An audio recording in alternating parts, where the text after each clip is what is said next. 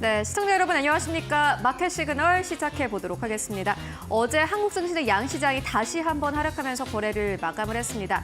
사실 어제 출발까지만 하더라도 좋았습니다. 그래도 코스피 코스닥이 이 기술적인 반등이 나오지 않겠느냐라는 기대감이 있었지만은 장 막판에 약 10분 정도를 앞두고 낙폭이 커지면서 코스닥 같은 경우는 1% 이상의 급락 흐름을 보이기도 했습니다. 미국 증시가 특히나 간밤에 또 3대 지수가 모두 다 하락했기 때문에 오늘 한국 증시의 흐름을 여러분들 잘 살펴보셔야 될 것 같습니다. 네, 또 여기에 우리가 우려하던 게 현실로 됐습니다. IRA 폐지와 관련된 이슈가 다시 한번 재점화가 됐는데요.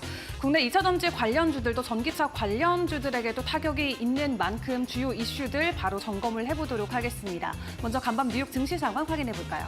네, 간밤 뉴욕 증시 3대 지수는 일제히 하락하면서 거래를 마감을 했습니다. 장 출발부터 3대 지수 거의 부진한 흐름으로 거래를 시작을 했는데요. 먼저 다우존스 산업평균지수 어떻게 마감을 했을까요? 함께 만나보도록 하겠습니다. 다우존스 산업평균지수 0.4%대 하락세, 역시나 마찬가지로 하락세로 거래를 마감을 했습니다. 이번 주 들어서 44,000선 위로 올라왔던 다우존스 산업평균지수 여전히 사상 최고치 부근에서 맴돌고는 있습니다만은 오늘 시작에서는 하락세를 보이기도 했고요. 이어서 기술주 중심의 나스닥 지수와 함께 만나보도록 하겠습니다.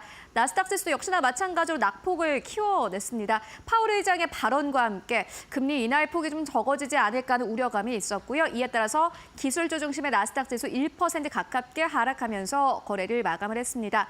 마지막으로 S&P 500 지수 만나보도록 하겠습니다. 이번 주 들어서 6,000선을 올라왔던 S&P 500 지수가 다시 한번 하락하면서 거래 마감했습니다. 어제장에서도 장중한 때는 6,000선을 넘어섰던 S&P 500 지수, 3대 지수가 고점 부근에서 맴돌고 있는 상황이고 특히나 S&P 500 계속해서 종가 기준으로도 6,000선을 위로 뚫어내려는 그런 노력을 하고는 있습니다만 간밤 증시 보시다시피 3대 지수가 일제히 하락하면서 거래를 마감을 했습니다. 그렇다면은 간밤 시장에 또 주목을 해볼 만한 이슈들은 어떤 것들이 있었을까요? 이어서 만나보도록 하겠습니다.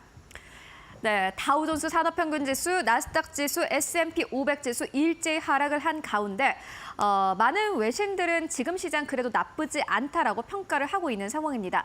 먼저 CNBC는 이렇게 이야기를 했습니다. 주요 지수가 사상 최고치 부근에서 맴돌고 있는 상황인데 시장이 고민을 하고 있다라고 표현을 했습니다. 계속해서 올릴 수 있는지 시장은 고민 중이다라고 마감 기사에서 이렇게 표현을 하기도 했는데요. 일단 시장은 지금 올라갈 만한 모멘텀은 약간 부재한 상황입니다. 대통령 선거가 모두 다 끝이 났고 일각에서는 트럼프 2기가 들어서게 되고 그때 정책들이 나오면 다시 한번 모멘텀이 부각될 것이다 라는 전망들을 내놓고 있는 상황입니다.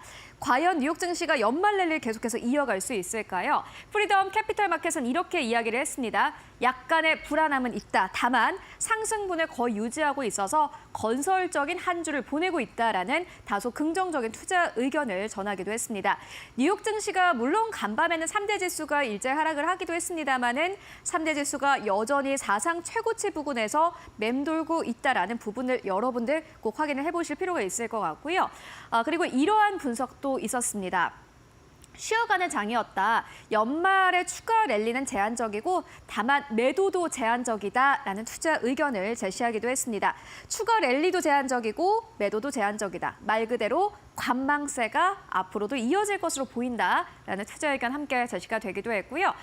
그리고 PPI 지표, 생산자 물가 지표가 발표가 됐습니다. 생산자 물가 지수는 다음 달에 나올 CPI의 선행 지표이기도 합니다. 이번에 CPI가 시장의 예상치와 거의 부합하는 수준으로 발표가 됐는데 그런데 다음 달 CPI가 이번 달의 PPI를 보니 생각보다 높아질 수 있겠다라는 우려감이 나왔고요. 이에 따라서 약간의 불안감은 생겼습니다. 다만 이번 PPI 지표가 나쁜 것은 아니었습니다. 시장의 예상치와 거의 부합을 했고요. 인플레이션과의 싸움은 아직 승리하지 못한 걸까라고 질문을 던진 투자자도 있었습니다. 그리고 막판에 3대 지수를 끌어내린 요인이 있었는데 바로 파월 의장의 발언이었습니다. 파월 의장은 이렇게 이야기를 했습니다. 금리 인하를 서두를 필요는 없을 것 같다. 라는 의견을 제시를 했고요. In a hurry라는 표현을 했습니다. 이 표현을 보고 시장 참여자들은 걱정을 했습니다. 지금 이미 시장에서 걱정을 하는 게 페드가 25베이시스 포인트의 금리 인하조차도 하지 않으면 어떡하지 하는 걱정을 가지고 있는데 파월 의장이 그 걱정을 더욱더 격화시킨 겁니다. 그렇기 때문에 간밤에는 고점에 대한 부담감 그리고 금리에 대한 부담감이 함께 작용하면서 보시다시피 3대 지수가 일제히 하락하면서 거래를 마감을 했습니다. 그렇다면 전체적으로 시장은 어느 정도로 마감을 했을까요? 함께 만나보도록 하겠습니다. 네, 먼저 빅테크부터 만나보실까요? 그래도 여전히 꿋꿋하게 견뎌내고 있는 게 마이크로소프트인 것 같습니다. 마이크로소프트 강보합 수준에서 거래를 마감을 했고요. 또 어제 1% 이상의 상승 탄력을 보였던 소프트웨어 쪽 오라클, 어도비, 팔란티어 같은 경우는 약간의 하락으로 거래를 마감했습니다. 물론 딱 숫자로 봤을 때 1에서 2% 정도면 하락이 좀 깊은 거 아닌가라고 생각을 하실 수도 있겠지만요. 이번 주 쉼없이 올라온 이 소프트웨어 쪽 같은 경우에는 약간의 쉬어가는 흐름을 보여주기도 했습니다. 반도체도 역시나 마찬가지로 전반적으로 하락하면서 거래를 마감을 했습니다. 엔비디아 같은 경우에는 약보합권이었고요. 브로드컴 같은 경우에는 1.9% 하락세, AMD 0.17% 약보합에서 거래를 마감을 했습니다. 하락폭만 봤을 때는 생각보다 괜찮았네라고 생각을 하실 수도 있겠지만 반도체가 이번 주 들어서 연이어서 하락세를 나타내고 있습니다. 여전히 방향성은 하락인 듯합니다. 다음 주 엔비디아 실적까지 반도체 주들은 계속해서 살펴볼 필요가 있으실 것 같고요. 이어서 애플 만나보도록 하겠습니다. 애플도 마찬가지로 1% 상승하면서 거래를 마감을 했고 이번 주에 쉼없이 올라왔던 아마존도 주가가 1%의 하락으로 거래를 마감을 했습니다. 테슬라 같은 경우에 주가가 5% 이상 빠졌습니다. 전기차 쪽 같은 경우 전반적으로 좀 하락이 깊게 나오는 양상이었고요. 알파벳의 1.7% 하락세, 메타도 1% 하락하면서 거래를 마감했습니다. 일단 테크주 같은 경우는 전반적으로 좀 차익 실현 매물들이 크게 쏟아지는 모습이었는데요. 그렇다면 빅테크 기업들 우리가 주목해볼 만한 이슈들은 어떤 것들이 있었을까요? 이어서 만나보도록 하겠습니다. 네, 먼저 엔비디아입니다. 오펜하이머가 이 엔비디아의 목표 주가를 상향 조정했습니다. 150달러에서 175달러 선까지 목표 주가를 상향 조정했고요. 그리고 투자 의견을 아웃퍼폼으로 다시 한번 유지하기도 했습니다. 오펜하이머 같은 경우에는 엔비디아에 계속해서 긍정적인 투자 의견을 전해온 바 있고요. 다음 주 실적 발표를 계기로 다시 한번 주가가 탄력을 받을 것이다 라는 전망을 내놓기도 했습니다. 다음 주 엔비디아가 어떠한 실적을 발표를 할까요? 정말 기대가 되는 부분이기도 하고요. 두 번째로는 테슬라입니다. 테슬라 역시나 마찬가지로 대통령 선거라는 모멘텀과 함께 주가가 급등한 바 있습니다. 제프리즈는 이렇게 이야기를 했습니다. 다만 제프리즈는 원래 테슬라에게 좀 베어리시한 매도 쪽에 가까운 의견들을 계속해서 제시하고 있는데 테슬라가 지금 이 시점에서는 사실 차익 실현을 해야 하는 구간으로 보인다라는 투자 의견을 제시했습니다. 목표 주가는 소폭 상향하긴 했지만 여전히 현재가보다 낮은 수준의 목표 주가를 제시하기도 했습니다. 그리고 트럼프 정권 인수팀이 IRA 전기차 세액공제 폐지 계획을 가지고 있다라는 로이터 통신의 보도와 함께 전기차주들이 일제히 급락으로 거래를 마감을 했고 테슬라가 특히나 낙폭을 조금 더 키워가는 모습을 보여주기도 했습니다. 아마존입니다. 니드엄은 아마존의 목표 주가를 210달러 선에서 250달러 선까지 상향 조정했습니다. 아마존도 역시나 마찬가지로 조용히 계속해서 올라오고 있는 기업인데요. 연말 소비 시즌을 맞아서 아마존에 대한 매수세가 최근 들어서 강력하게 좀 들어오고 있는 상황인데 이러한 가운데 니드엄은 아마존의 목표 주가를 보시다시피 한 번에 40달러 정도 상향 조정했습니다. 다만 이번 주에 조금 쉼없이 올라왔던 테슬라, 아마존 모두 다 내렸고요. 상승을 유지하던 엔비디아 결국에 장 막판에는 약보합 수준에서 거래를 마감을 했습니다. 이어서 또 시장의 특징주들 어떤 것들이 있을까요? 이어서 만나보도록 하겠습니다. 네, 트럼프 트레이드 관련주들 일제히 하락하면서 거래를 마감을 했습니다. 일단 추세가 좀 바뀐 듯합니다. 아무래도 테마주 쪽으로 움직였던 종목들이 전반적으로 하락세를 나타내고 있는 상황인데요. 대표적인 게 트럼프 미디어 앤 테크놀로지가 될 것 같습니다. 트럼프 미디어 앤 테크놀로지 같은 경우에는 저점으로부터 약 150% 가깝게 상승 흐름을 보여주기도 했습니다. 그런데 최근 들어서 다시 한번 하락세를 나타내고 있고요. 일각에서는 이제 테마주의 시대는 끝났다라고 표현을 하기도 합니다. 왜냐하면은 트럼프 이제 당선인이 나오고 이 대통령 선거가 모두 다 끝난 가운데 트럼프 2기가 집권하기 전까지는 정책 모멘텀이 없을 것이고 이에 따라서 이제는 테마주보다는 진짜 수혜주를 찾아야 된다라는 의견들 함께 나오고 있는 상황인데요.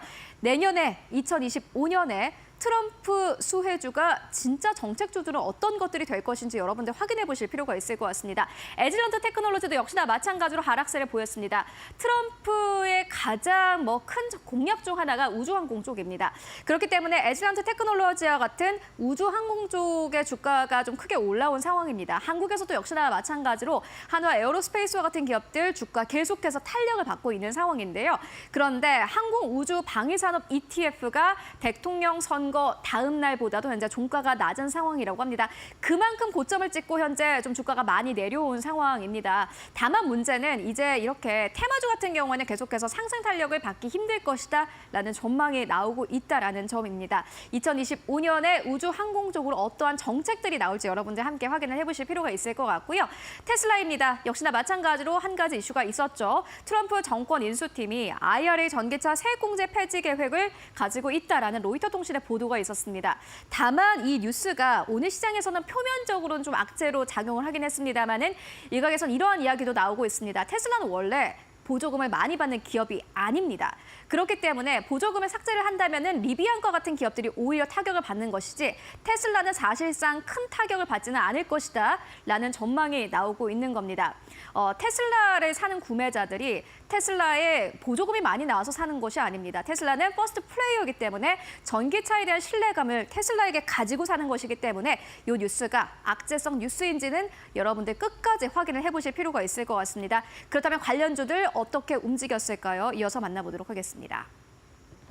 네, 먼저 엔비디아입니다. 엔비디아 같은 경우에는 오늘 시장에서는 146달러 선에서 거래를 마감을 했고요. 이어서 다음 기업 만나보시죠. 테슬라입니다. 테슬라도 역시나 마찬가지 주가 좀 낙폭을 키워갔는데요. 보시다시피 시간이 가면서 계속해서 주가가 좀 하락세를 크게 가지고 간 모습 여러분들 확인하실 수 있습니다. 5% 넘는 하락으로 거래를 마감을 했습니다. 이어서 다음 기업도 함께 만나보시죠. 네, 다음 기업입니다. 트럼프 미디어 앤 테크놀로지입니다. 6.7% 이상 급락 흐름이 나왔습니다. 트럼프 앤 미디어 앤 테크놀로지 시작이 고점이었습니다. 계속해서 주가가 좀 빠지는 양상을 보여줬고요. 7% 가깝게 하락하면서 거래를 마감을 했습니다. 이렇게 주가 흐름 함께 만나보고 왔는데 그렇다면은 또 시장에서 어떠한 특징주들이 있었을까 이어서 또 만나보도록 하겠습니다. 네, 실적 시즌이 드디어 돌아왔습니다. 이제 트럼프 트레이드는 약간 좀 힘을 잃은 듯하지만 어닝 시즌이 돌아왔다라는 점 여러분들 꼭 확인을 해보실 필요가 있을 것 같은데요. 먼저 디즈니입니다.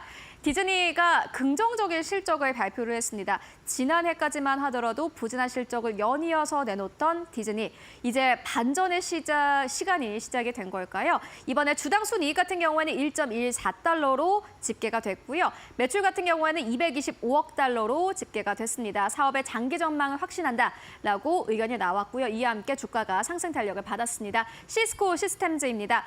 실적 자체는 나쁘지 않았습니다. 예상치를 뛰어넘는 실적을 발표를 했고 매출 목표치도 상향 조정했는데요. 다만 매출이 연이어서 감소하고 있다라는 점에서 시장에서는 약간의 우려감을 나타냈습니다. 주가 하락하면서 거래를 마감을 했고요. 이어서 ASML입니다. 아마 전체적인 반도체의 풍향계 역할을 하고 있는 기업이기도 한데 2030년의 목표를 확정을 했고요. 총 마진율을 56에서 60%로 조정을 했습니다. 당연히 주가 올랐습니다. 보시다시피 ASML 주가 상승하면서 거래를 마감을 했는데요. 주가는 어떻게 움직였을까요? 주가 흐름도 함께 만나보도록 하겠습니다. 네, 먼저 디즈니입니다. 주가 6% 넘게 상승하면서 109달러 선에서 거래를 마감을 했습니다. 이어서 다음 기업도 함께 만나보도록 하겠습니다. 실적을 발표한 시스코 시스템즈 긍정적인 실적을 발표를 하고도 주가가 2% 이상 하락하면서 거래를 마감을 했고요. ASML의 주가 흐름도 함께 만나보도록 하겠습니다. 네, ASML 긍정적인 목표치 상향과 함께 2.9% 넘게 상승하면서 거래를 마감을 했습니다. 이어서 특징주들 함께 만나보도록 하겠습니다. 네, 먼저 카프리라는 기업과 테피스트리라는 기업입니다. 의료업체인데요. 합병 계획이 취소됐습니다. 이에 따라서 주가가 양사가 모두 다 상승하면서 거래를 마감을 했습니다. 이어서 아보타 같은 경우에도 긍정적인 실적을 발표를 했습니다마는 건전성 우려가 있는 기업들이 꽤나 좀 많아지고 있습니다. 고금리를 버텨온 기업들, 스몰캡 기업들이 계속해서 살아날 수 있을지 여러분들 투자하실 때 꼭 유의를 해보셔야 될 것 같고요. 슈퍼마이크로 컴퓨터입니다. 또 감사 보고서 제출 기한을 연기한 것으로 확인됐습니다. 주가 큰 폭으로 빠졌고요. 이어서 CNH 인더스트리얼입니다. 데이빗 아이혼이 이 투자 비중 확대를 밝히면서 주가가 상승 탄력을 받았습니다. 이어서 힘젠 허즈입니다. 아마존이 동일한 탈모약을 더 싸게 판다라는 소식과 함께 주가가 하락하면서 거래를 마감을 했고요. 징동닷컴입니다. 중국 기업들 같은 경우는 계속해서 실적을 내놓고 있는 상황인데 실적이 예상치를 밑돌았습니다. 이와 함께 주가가 하락하면서 거래를 마감을 했는데요. 그렇다면 이러한 기업들 어떻게 마감했을까요? 마지막으로 주가 흐름 확인해보고 가시죠. 네, 슈퍼마이크로 컴퓨터입니다. 주가가 11% 넘게 하락하면서 거래를 마감했습니다. 연이어서 주가 폭락 나오고 있는 슈마컴입니다. 함께 확인을 해보시면 좋을 것 같고요. 이어서 다음 기업 만나보도록 하겠습니다. 힘젠허즈입니다. 주가 24% 이상 하락하면서 거래를 마감을 했습니다. 아마존이라는 플랫폼에 이기지 못할 것 같다라는 투자자들의 컨센서스가 있었던 듯하고요. 주가 20달러 선에서 거래를 마감을 했습니다. 마지막으로 징동닷컴의 주가 흐름 함께 확인해보고 가시죠. 주가 6% 넘게 하락하면서 33달러 선에서 종가를 형성했습니다. 네, 지금까지 마감 상황 함께 살펴보고 왔습니다.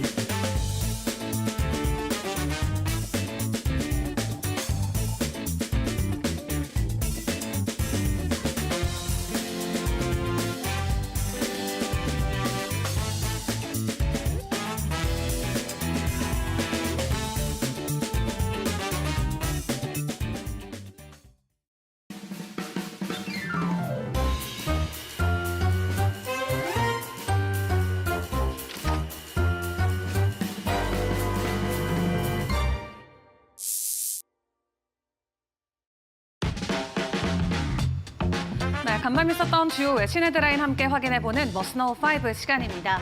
어제 CPI에서 오늘 PPI 발표가 됐습니다. 동일하게 전월 대비의 상승률은 약간은 줄어든 모습을 보였지만 그 안에서의 서비스 물가가 올라가면서 인플레이션에 대한 우려감은 되려 부각됐던 모습인데요.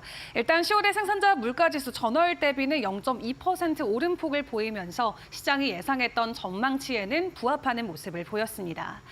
함께 발표됐던 데이터 구체적으로 확인을 해보도록 하겠습니다. 다우존스가 먼저 집계했던 전문가의 전망치에 부합하는 모습을 보인 미국의 10월 생산자 물가지수는 9월 상승률이 0.1%였는데 그것 대비해서는 추가적으로 0.1% 오른 수치를 보였고요. 전년 동기 대비 상승률로는 2.4%의 상승을 보였습니다. 에너지와 식품 등을 제외한 근원 생산자 물가지수는 전월 대비 0.3% 올라서 전문가 전망치를 웃돌았고요. 전년 동기 대비로는 3.5%의 상승폭을 보였습니다. 서비스 물가가 강세를 보인 게 생산자 물가 상승을 견인했다라는 평가가 나오고 있는데 또 최종 수요 서비스 가격도 전월 대비 0.3% 상승하면서 10월 지수 상승에 기여를 하기도 했습니다. 그 안에서는 포트폴리오 매니지먼트 수수료나 항공료, 또 병원 외래 진료비 등이 서비스 가격 상승의 주된 요인으로 확인이 됐는데요. 중요한 건 이러한 항목들은 연준이 통화정책의 준거로 삼는 개인 소비 지출 가격 지수 산정에도 포함되기 때문에 이 PC 가격 지수 상승률의 상향 요인으로도 작용이 될 수 있겠습니다. 10월 들어서 소비자 물가지수 상승률이 나름 둔화세를 멈춘 가운데 생산자 물가지수마저 서비스 물가를 중심으로 상승률이 다시 오르면서 미국의 인플레이션 둔화세 지속 가능성에 대한 의구심도 커지고 있는데요. 이를 놓고 캐피털 이코노믹스의 한 북미 이코노미스트는 이번 주에 나온 물가 지표들은 인플레이션 압력이 연준이 예상했던 것보다 강하다는 것을 보여준다라는 평가를 내놓기도 했습니다.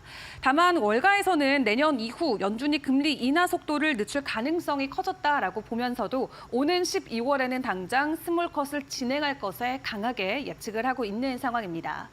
그런 가운데 고용 쪽의 지표도 오늘 같이 발표가 됐고 또 연준 의장의 발언도 있었던 만큼 주요 지표 지표와 발언들 계속 점검을 해보도록 할 텐데요.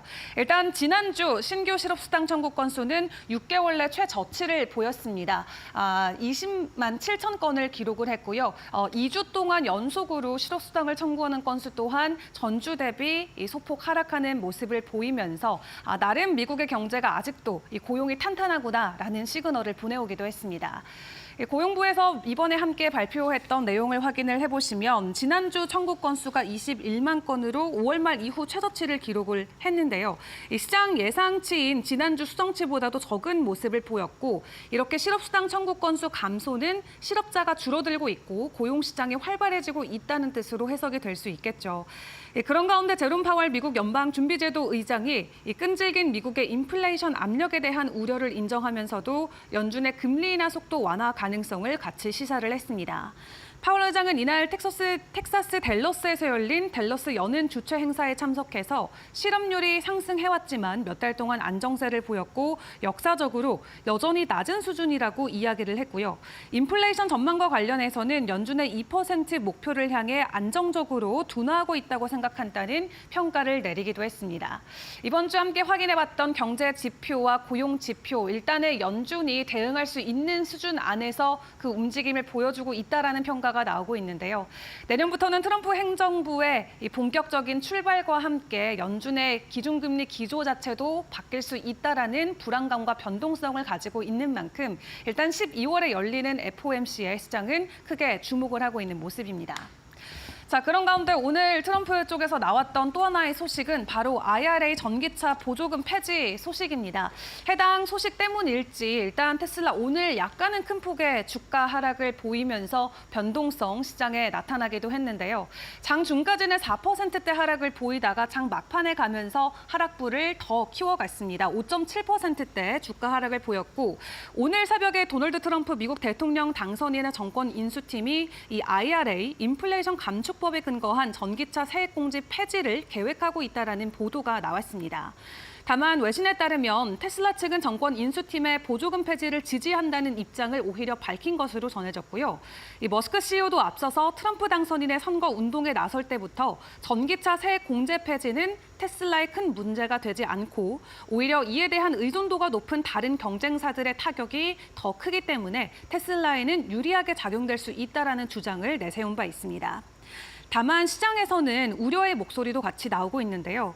이 머스크가 몇 년 전부터 공언한 것처럼 저렴한 전기차를 아직 출시를 못했기 때문에 대당 최대 7,500달러의 세액공제 폐지는 이 고가로 인식되고 있는 테슬라의 차량 구매 가격을 더욱더 높이는 하나의 요소가 돼서 오히려 수요를 위축시킬 수 있다라는 우려도 많이 나오고 있습니다. 현재 이렇게 고물가에 시달리고 있는 소비자들이 상대적으로 저렴하고 또 실용적인 친환경차로 꼽히는 하이브리드 차종 등으로 눈을 돌릴 가능성도 커지고 있는 상황이고요. 뿐만 아니라 최근에 이 트럼프 랠리 이후로 워낙 좀 과도하게 올랐던 주가의 모습도 있었기 때문에 그에 대한 피로감까지 같이 작용이 되면서 간밤 테슬라의 주가가 좀 크게 흔들림이 나왔습니다. 머스크는 문제 없다라고 이야기를 하고 있지만 시장이 이야기한 것처럼 아직 저가형 전기차가 출시되지 않은 상황에서 보조금이 폐지된다라는 소식, 앞으로 테슬라 쪽에는 어떤 식으로 작용이 될지 계속해서 방향성 체크를 해보시는 게 좋을 것 같습니다. 자, 그런 가운데 메타 쪽에 또 이 과징금 소식이 전해졌습니다. 유럽 쪽에서 전해진 소식인데요. 반독점법 위반과 관련해서 원화 기준으로 1조 원대 과징금 폭탄을 맞은 것으로 확인이 됐습니다. 지금까지 유럽뿐만 아니라 미국 등 다양한 정부 기관과 함께 여러 가지 소송을 진행해왔던 메타인데 이번에 발표된 보도자료를 확인을 해보니까 메타가 온라인 분류 광고 서비스인 페이스북 마켓플레이스를 페이스북에 직접 연계해서 다른 동종 서비스 제공업자에게 불공정한 거래 환경을 조성했다라는 이유로 유럽연합집행위원회가 약 1조 1천억 원대 과징금을 부과했다고 합니다. 이와 관련해서 집행위는 페이스북 이용자가 원하든 원하지 않든 페이스북 마켓플레이스에 자동으로 접근하게 되고 정기적인 노출이 되기 때문에 다른 경쟁 업체에게는 불리한 시장 상황이 조성되고 있다고 설명을 했고요. 일단 이번 유럽 집행위 결정으로 메타는 지난해에 이어서 올해도 유럽에서 1조 원 이상의 대규모 과징금을 부과받게 됐는데 일단 메타는 즉각 성명을 내고 소송을 제기하겠다며 법적 다툼을 예고하고 있습니다. 뿐만 아니라 메타는 미국에서도 반독점 소송에 직면한 상태죠. 연방거래위원회는 메타가 경쟁의 초기 위협을 제거하기 위해서 인스타그램과 왓츠앱을 과다한 비용을 지불하고 인수했다며 반독점 소송을 제기했습니다. 메타는 이는 경쟁 제한을 위한 것이 아니라면서 해당 소송을 기각해달라고 법원에 요청을 했지만 현재 지방법원은 메타의 요청을 받아들이지 않은 상황이고요. 미국뿐만 아니라 다른 국가에서도 거대 과징금이 계속해서 부과되고 있는 상황인데 이러한 리스크에도 불구하고 메타는 올해 주가 연초 대비해서 60% 넘는 급등 흐름을 이어가는 모습입니다. 다만 간밤에는 소폭의 하락세를 보이기도 했는데 앞으로 어떤 대처들이 나오는지에 따라서 주가의 향방이 엇갈릴 수 있다는 점은 주의를 해보시는 게 중요할 것 같습니다. 자, 그리고 마지막으로 암호화폐 시장 상황도 같이 점검을 해보도록 할 텐데요.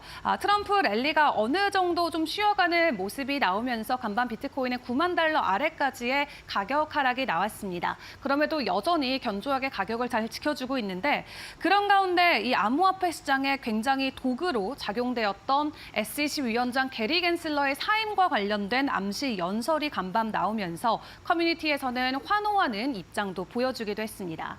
일단 트럼프가 취임되면 취임 첫날에 SEC의 게리 겐슬러 위원장을 바로 해임시키겠다라는 공약을 내건 바 있는데요. 다만 시장 일각에서는 트럼프가 직접 해임시키기 전에 겐슬러가 먼저 알아서 사임할 가능성에도 무게를 두고 있습니다.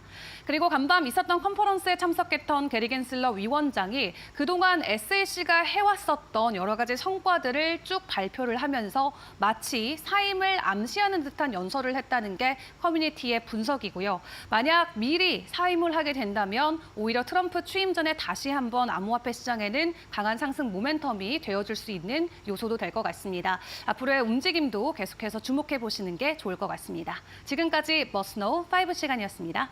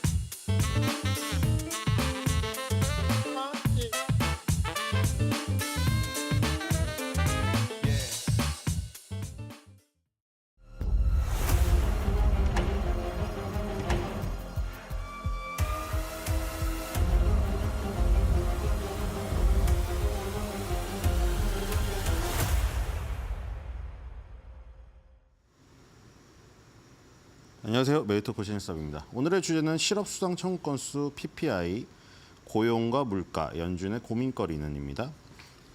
자, 연준이 밥도 안 먹고 고민하는 거 뭐라고 했죠? 최대 고용과 물가 안정. 최대로 고용을 시키고 물가를 안정시키는. 이게 사실 말이 안 되는 거 아닙니까? 최대로 고용을 시키면은 근로자들이 돈을 벌 테고 돈을 벌면은 소비를 할 텐데 소비를 하면은 물건이 잘 팔리니까 생산자들은 그때 많이 팔려고 아트박스 사장님들 많이 팔면 돈 많이 벌려고 어떻게 하겠어요? 아트박스 사장님 마동석 씨가 가격을 올리겠죠. 그럼 물가가 오르네요? 그렇죠? 근데 이 두 개를 잡는다는 게 말이 안 되잖아요. 그렇죠? 그러니까 얼마나 힘든 거예요, 이게. 그 자리에 있다는 것만으로도 욕을 먹는 자리거든요, 이거는. 그 다 지나고 나서야 이제 그 후대에 이제 평가를 받게 되는 것이죠. 정말 어려운 겁니다. 이 두 마리 토끼가 완전 다른 토끼예요, 이게. 집토끼랑 산토끼를 두 마리를 같이 잡으라는 얘기랑 똑같은 얘기입니다, 이게. 그러니까 이제 독립성을 보장해주고, 너 하고 싶은 대로 해라. 뭐 범법행위만 안 저지르면은 임기가 보장이 되는 거죠. 이제 근데 그거를 흔들어 버리려고 지금 트럼프가 하니까 뭐 그 얘기도 나오고 있더라고. 연준에 칼을 댄다고요? 머스크가? 그건 너무 극단적인 것 같습니다. 그쵸? 연준을 없애면 이거 그럼 그냥 트럼프랑 머스크랑 둘이 앉아가지고 아침에 둘이 주식 매일 보니까요. 아침에 앉아가지고 결정하는 거예요. 오늘 주식 자기 스페이스X랑 저기 X랑 그 다음에 저기 테슬라 주가 보면서 그리고 트럼프는 이제 다우지수, S&P 500, 나스닥 차트 보면서 우리가 야 머스크 어떻게 해야 되냐? 우리 금리 오늘 어떻게 해야 돼? 둘이 앉아서 결정하면 돼요, 그러면. 그렇죠? 연준을 없애버린다고 하면은. 그런데 이 연준은 1907년 그 미국 대공황이 27년의 대공황을 알고 있지만 그 전에 원래 1907년도에 일어났던 그 뱅크런 사태가 결국에 그 주도하게 된 계기가 된 거거든요. 그때 이후에 이제 중앙은행이 없으니까 이 모양 이 꼴이구나.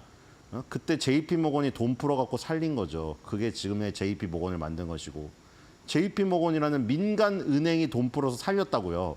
그땐 중앙은행이 없어가지고 그 뒤로 이제 생긴 거거든요. 중앙은행에 해당되는 FRB가 연준이 그 역사를 갖고 있는데 아무리 트럼프라고 하더라도 그 연준을 손을 댄다는 거는 지금 사실 그쵸? 말이 안 되죠. 의사당을 난입했다고 이제 연준을 난입할 수는 없습니다. 자, 그래서 이건 정말 어려운 일이다. 이 두 개를 잡는 것 자체가 원래 말이 안 되는 거예요, 원래는. 원래 말이 안 되는 얘기입니다, 이게. 최대 고용과 물가 안정이 양립하기가 너무 어려운 이 지금 논제예요, 이게. 그러니까 굉장히 고민이 많을 거라는 것을 우리는 해줘야 된다. 물론 그 자리에 있으니까 당연히 비판도 받아야 되고, 그쵸, 잘하면 찬양도 받아야 되는 자리는 맞죠. 안 그럴 의지라던가 아니면은 그 용기 없으면은 그 자리에 앉지도 말아야죠. 그러니까 그 자리에 앉았다는 것 자체는 그런 비판도 수용할 자세는 되어 있다는 겁니다. 어쨌든 최선을 다하고 후대의 평가를 받는 것이죠. 자, 최대 고용과 물가 안정을 잡기 위해서. 그럼 이제 여러 가지 지표를 참조를 해야 될 텐데 오늘 쏟아졌던 지표들 지금 그 최대 고용과 물가 안정을 위해서 금리라는 무기를 사용을 할 때 굉장히 중요한 평가 지표들이 많이 나왔죠. 여기에서도 지금 오늘 파월이 발언을 했어요, 이미. 그렇죠? 지금 파월 발언은 지금 정리할 시간이 없어서 안 했는데 파월 발언도 그거예요. 가장 중요한 포인트는 그거였어요.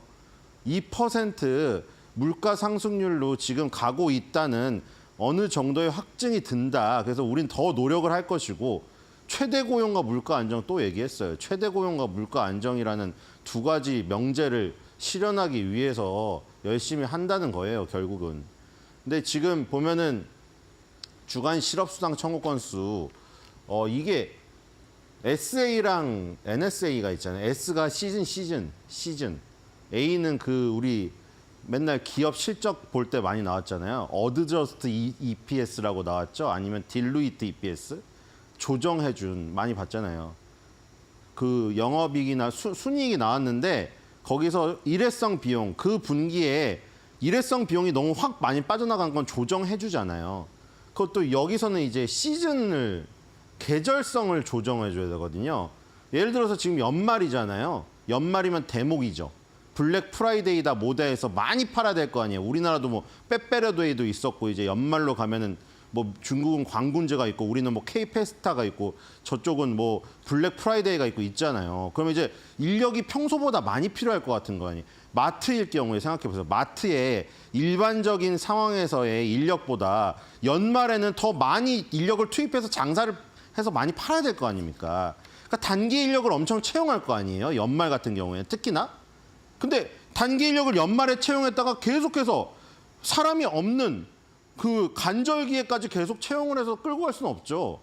뭐하러 그러면 그땐 또 놀고 있을 테니까요. 연말 반짝 특수 지나면은 또 평상시에는 손님보다 직원이 많아 버리니까 그러면 이제 단기로 채용했던 사람들은 다 내보낼 거 아니에요. 그럼 그 단기로 채용했다가 내보낸 사람들은 바로 가가지고 실업수당을 청구할 거란 말이에요. 그거는 굉장히 계절성을 띠는 일시적인 현상이죠. 그렇기 때문에 그걸 조정해줘야 됩니다. 조정해줘야 진퉁이죠.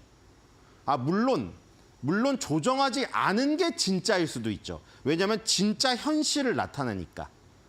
그래서 양쪽을 다 보게 하기 위해서 두 가지를 항상 주간 실업수당 청구 건수, 계속 실업수당 청구 건수 발표할 때 항상 두 가지를 같이 발표해 줍니다. 그래서 시즈널 어드저스트 된 거, 계절이 조정된 거, 계절성을 조정한 거랑 계절성을 조정하지 않은 것을 같이 발표를 해주죠. 그래서 계절성을 조정해준 게 보통 헤드라인의 발표가 됩니다. 그래서 오늘 뉴스에 뭐라고 나왔어요? 실업수당 청구 건수가 주간 실업 수당 청구 건수가 정확히는 주간 신규 실업 수당 청구 건수가 21만 7천 건을 기록을 했다. 그래서 뭐 최저치다 뭐 이런 얘기. 그 21만 7천 건이라는 게 조정해 준 거예요. 시즌을 어드저스트예요. 근데 조정해 주지 않은 거는 21만 9천 건이에요. 그러니까 조정해 주지 않은 거는 지금 대폭 증가했죠. 조정을 해주자 내려갔어요. 그러니까 지금 실제 현실은 조정하지 않은 상태에서는 22만 9천 건이 나왔는데 이거를 계절성을 조정해 준 거죠. 일시적으로 늘었던가. 일시적으로 늘었다고 판단되는 거를 조정해 주니까 21만 7천 건이 나온 거예요. 이 기록이 5월 이후에 최저치라는 거죠. 지금 이 5월 달 이후에 여기 정도가 그렇죠? 여기 정도가 최저치였네요. 그 전에 최저치가 그렇죠? 5월 정도. 그다음에 여기도 있는데요. 여기도 지금 10월 달 정도도 있는데요. 5월 이후에 두 번째 최저치라고 할 수가 있겠네요. 이걸 보면은 그래서 지금 조정을 해주자 어쨌든 최저치로 떨어졌다. 조정해주지 않은 거는 21만 7천 건보다 높았다. 이렇게 보시면 될 것 같고요. 연말에 가면은 그런 현상이 더 많아질 거예요. 연말에 단기 인력을 채용했다가 바로 자르니까요. 뒤로 가보겠습니다. 그리고 그 줄어든 영향이 허리케인이 지금 그 다 영향이 없어진 것도 있어요. 자, 일단은 계속 실업 수당 청구 건수도 보죠. 그러니까 주간 신규 실업 수당 청구 건수는 그 주에 해당 주에 그러니까 지금 이번 주 건 아니죠. 이번 주에 발표된 게 저번 주 거예요. 집계가 안 됐잖아요, 이번 주는. 그러니까 지금 저번 주에 지금 신규로 실업 수당 청구한 사람하고 그리고 계속 실업자가 있잖아요. 계속 저번 주에도 실업자였는데 또 취업이 안 돼서 저번 주에도 실업자고 이런 사람들은 계속 실업수당을 타먹습니다. 그런 계속 실업수당 청구 건수 그거는 지금 빨간색이죠. 컨티뉴어링 그렇죠? 여기에 지금 1873입니다. 아까 전에 초기 실업수당 청구 건수가 신규 실업수당 청구 건수겠죠? 똑같은 말인데 21만 7천 건인데 이 지금 계속 실업수당 청구 건수는 18만 7천 건입니다. 이거는 지금 쌍봉을 찍고 거꾸기 있는 모습이죠. 그리고 이거는 실업수당 청구 건수, 신규 실업수당 청구 건수 4주 평균입니다. 왜냐하면 이거는 주간으로 매주 나오기 때문에 아까 말한 대로 주별로 변동이 심할 수가 있잖아요. 매주 한 달만 해도 4주나 해서 5주 되는데 4번, 5번이 나오다 보니까 월 안에 변동이 심하단 말이에요. 그러니까 대부분 한 달치로 해서 4주 평균, 에버리지를 따지죠. 4주 평균치가 많이 꺾였죠, 지금. 많이 꺾였고 계속 실업수당 청구 건수도 지금 2개의 고점을 찍고 꺾이고 있어요. 하지만 계속 실업수당 청구 건수는 지금 아직도 세요. 이번 연도에 아직도 최고치입니다. 그렇죠? 지금 빨간색 고점이 아직도 여기 지금 줄어들었어도 최고치잖아요. 이번 연도 1월 달부터 11월 달까지 최고치예요. 아직도 실업을 계속해서 유지하고 있는 사람은 엄청 많다. 대신에 신규 실업수당 청구 건수의 평균치, 에버리지는 떨어지고 있다. 요게 좀 갭의 차이가 있습니다. 신규 실업자는 없지만 계속해서 실업을 유지하고 아직 취업을 못하는 사람들은 아직도 이번 연도 최고치를 유지하고 있기 때문에 이게 불안감. 이 사람들이 빨리 취업을 해서 실업수당을 그만 타먹어야 됩니다. 자, 뒤로 가보겠습니다. 자, 이번에 캘리포니아에서 가장 많이 늘었고요. 맨 밑에 많이 빠진 거 보면 미시간주가 왕창 빠졌어요. 그다음에 저 위로 가보면 플로리다가 있거든요. 그래서 지금 이제 그 전주에 노스캐롤라이나가 확 빠진 거 보여드렸죠. 노스캐롤라이나의 헬레나가 한 방 온 다음에 그 다음 주에 플로리다의 밀턴이 또 왔잖아요. 그래서 거기에 허리케인이 2방 연속, 2주 연속 왔잖아요. 근데 먼저 노스캐롤라이나, 헬렌이 왔던 노스캐롤라이나 실업수당 청구 건수가 확 빠졌죠. 그리고 그때 그래서 말했죠. 이게 확 빠졌기 때문에 플로리다에 밀턴 올 때는 당연히 대비를 더 많이 했어야 되니까 사망자가 나오지 않았어요, 그때. 부상자랑 그 이주민만 나왔지, 이재민만. 그래서 당연히 그럼 플로리다, 밀턴이 지나간 플로리다도 노스캐롤라이나처럼 확 빠질 확률이 높다. 이렇게 예상했잖아요. 볼까요? 당연하죠. 사람은 준비할 수 있는 동물이니까 똑같이 진행됐어요, 결국. 이 노스캐롤라이나 빠진 거. 노스캐롤라이나가 파란색이죠. 노스캐롤라이나가 여기서 신규 실업수당 청구가 확 올랐다가 확 빠졌잖아요, 제자리로. 그래서 플로리다도 그럼 똑같이 빠지겠네 했는데 결국 똑같이 됐네요. 그렇죠? 그러니까 허리케인의 영향은 이 지금 노스캐롤라이나 그리고 플로리다 한 주 간격으로 둘 다 결국 똑같은 그 결과로 귀결됐습니다. 한 주 만에 그냥 블랙스완으로 귀결됐어요. 그러니까 이게 지금 크게 작용을 했죠. 허리케인의 영향이 한 주로 끝나버렸어요. 그래서 주간 실업수당 청구 건수, 신규 실업수당 청구 건수가 하락한 데 큰 영향을 얘네가 미쳤다. 이렇게 보시면 될 것 같습니다. 뒤로 가겠습니다. 그리고 뭐 이런 것도 이제 앞으로 아까 저기 허리케인의 영향은 한 주씩 지금 한 주의 영향으로 지금 영향을 미친 건데 또 근본적인 영향은 뭐가 있겠어요? 주간 신규 실업수당 청구 건수가 더 이상 늘어나지 않게 하는 요인이 약간 그런 천재지변이 없어졌다. 그것도 있는데 근본적으로 중장기적으로 그런 실업자가 양산이 안 되려면 어떻게 하겠어요? 기업의 인사 담당자가 혹은 CEO가 임원진이 그 인사권을 가진 사람이 안 자르면 되는 거 아니에요? 맞죠?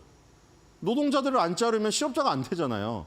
그러니까 기업의 인사권을 가진 사람들이 자를 마음이 없으면 신규 실업자가 탄생이 안 되고 신규 실업수당 청구 건수가 당연히 안 오르겠죠. 그렇죠? 이게 바로 그겁니다. 잡컷 디스커션 인 어닝스 콜. 그러니까 기업에서 노동자들을 자를 마음이 얼마나 있는가예요. 자를 마음이 지금 조금 높아졌으나 2023년도 그리고 2020년 코로나 이때에 비해서는 지금 현저히 낮아져 있는 상태다. 기업에서 별로 자르질 않으니까요. 자, 이런 게 이제 중장기적으로 신규 실업수당 건수를 안정적으로 나타낼 수 있는 요인이죠. 여기서 만약에 치솟아 갖고 이제 근로자를 막 잘라버리겠다. 이러면 이제 실업자가 양산되겠죠. 지금은 고점 3개에 부딪혀 있습니다. 자, 이제 PPI입니다. 그래서 아까 이제 고용에 관련된 거.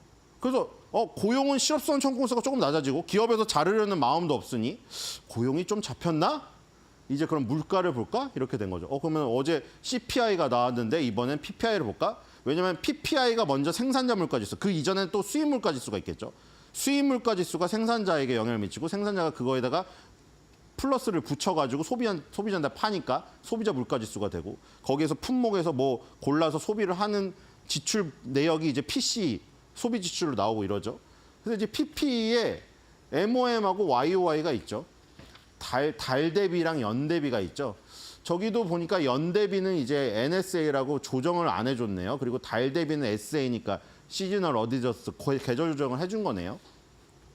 어쨌든 간에 지금 PPI 같은 경우에 헤드라인 PPI 이 뉴스에 나온 거는 전월 대비 0.2% 상승으로 나왔고요. 그다음에 연간으로는 2.4%. 연간은 이 파란색 선이고 달은 막대기로 나와 있습니다. 그 달로는 헤드라인 PPI 다 포함한 거죠. 모든 품목을 포함한 PPI가 전달 대비 0.2% 상승했고 연간 대비로는 2.4% 상승했다. 지금 연간 대비로는 지금 어떻습니까? 지금 2023년부터는 바닥을 찍고 지금 세 번째 바닥을 올리고 있는 거죠. 궁둥이가 하나, 둘, 셋 지금 오르고 있죠. 네, PPI가 계속 오르고 있습니다. 뒤로 가보겠습니다. 빨리 가야겠네요. 자, 여기서 제일 많이 오른 거 CPI랑 일치합니다. CPI에서 서비스가 하드캐리했죠. 여기도 서비스, 이 빨간색이거든요. 서비스가 하드캐리를 했다. 지금 문제가 결국 이거예요. 뒤로 가겠습니다. CPI랑 PPI랑 결국 오른 요인이 똑같았다. 자, 그래서 코어로 가는 거죠. 음식료, 식료품 지수랑 에너지 가격을 뺀 나머지 여기서 주택까지 빼면 뭐죠? 슈퍼코어. 어쨌든 그걸로 따지니까 달 대비 0.3이 올랐고 연 대비 3.1이 올랐습니다. 아까 그냥 헤드라인 PPI보다 어때요? 달이든 연이든 수치가 훨씬 높죠. 그 얘기는 결국 또 뭐예요? 식료품이랑 에너지 가격은 안정적인데 나머지 서비스 가격이 너무 천정부지로 지금 오르고 있는 거예요. 이게 문제인 거죠. 지금 서비스 가격이 오르는 게 CPI, PPI 다 문제입니다. 뒤로 가겠습니다. 서비스 가격을 잡아야 된다. 자, PPI 지금 요것도 마찬가지죠. YOY 기준으로 요것도 지금 아까 전에 3.1이 나오고 이 2.4는 저기입니다. 헤드라인 PPI고 3.1은 코어 PPI예요. 차이가 0.7이나 나죠. 그러니까 음식료랑 에너지 가격은 안정적인데 서비스 가격 지수가 너무 갭을 벌이고 가고 있는 거예요. 여기서 또 세부 지표에서도 똑같았는데 항공 여객 서비스가 3.2%로 상승했습니다. 거기서도 그랬죠. CPI에서도 항공 여객 서비스, 승무원 서비스 가격이 너무 올랐어요. 그러니까 의료 서비스, 승무원 서비스, 이 미용업 서비스 이런 가격 지수들이 너무 올랐다는 거예요, 지금. 상대적으로 음식료, 에너지, 주택 가격 지수는 굉장히 안정적이고 그리고 뭐 WTI는 배럴당 30달러 얘기도 나오고 있어요. 폭락론. 왜냐면 트럼프가 드릴 베이비 드릴 해가지고 땅 파가지고 막 샌드위치 시추해가지고 막 오일 막 생기게 만들고 그러면 이제 막 소비가 많아질 거 아니에요. 그런 얘기도 나오고 있기 때문에 에너지 가격이 오히려 안정적이에요. 자, 뒤로 가보겠습니다. 자, 월트 디즈니 실적 보겠습니다. 자, 디즈니 실적이 드디어 반등했네요. 자, 밥 아이거가 복귀한 다음에 좋은 현상이 나타났어요. 자, 매출이 6% 증가해서 22.6빌리언 달러. 자, 이 지금 순이익은 무려 74% 증가한 460밀리언 달러 나왔고요. 주당 순이익은 0.25, 79% 상승했습니다. 자, 조정을 해줘도 그 수치조차도 39%가 올랐어요. 자, 실적이 너무 좋아졌네요. 그리고 엔터테인먼트랑 익스피어런스. 자, 요 지금 디즈니 플러스를 포함한 요 부분하고 놀이공원 부분 이렇게 구성되어 있는데 특히 디즈니 플러스 이 부분이 하드 캐리를 했습니다. 자, 놀이공원보다도. 자, 아주 지금 좋은 상황이죠. 밥 아이거가 복귀했을 때 마치 2차 대전 그 히틀러의 프로파간다 같다고 했죠. 우리 디즈니 작가들이 자꾸 프로파간다처럼 뭐를 막 PC주의든 뭐든 자꾸 그 주입시키려고 한다. 그 코멘트를 던지고 나서 작가들이 바뀌고 있는지 지금 디즈니가 일단 좋은 현상이 일어나고 있습니다. 자, 한 줄 매듭평입니다. 기쁨이, 버럭이, 소심히 지켜보는 연준이는 불안이.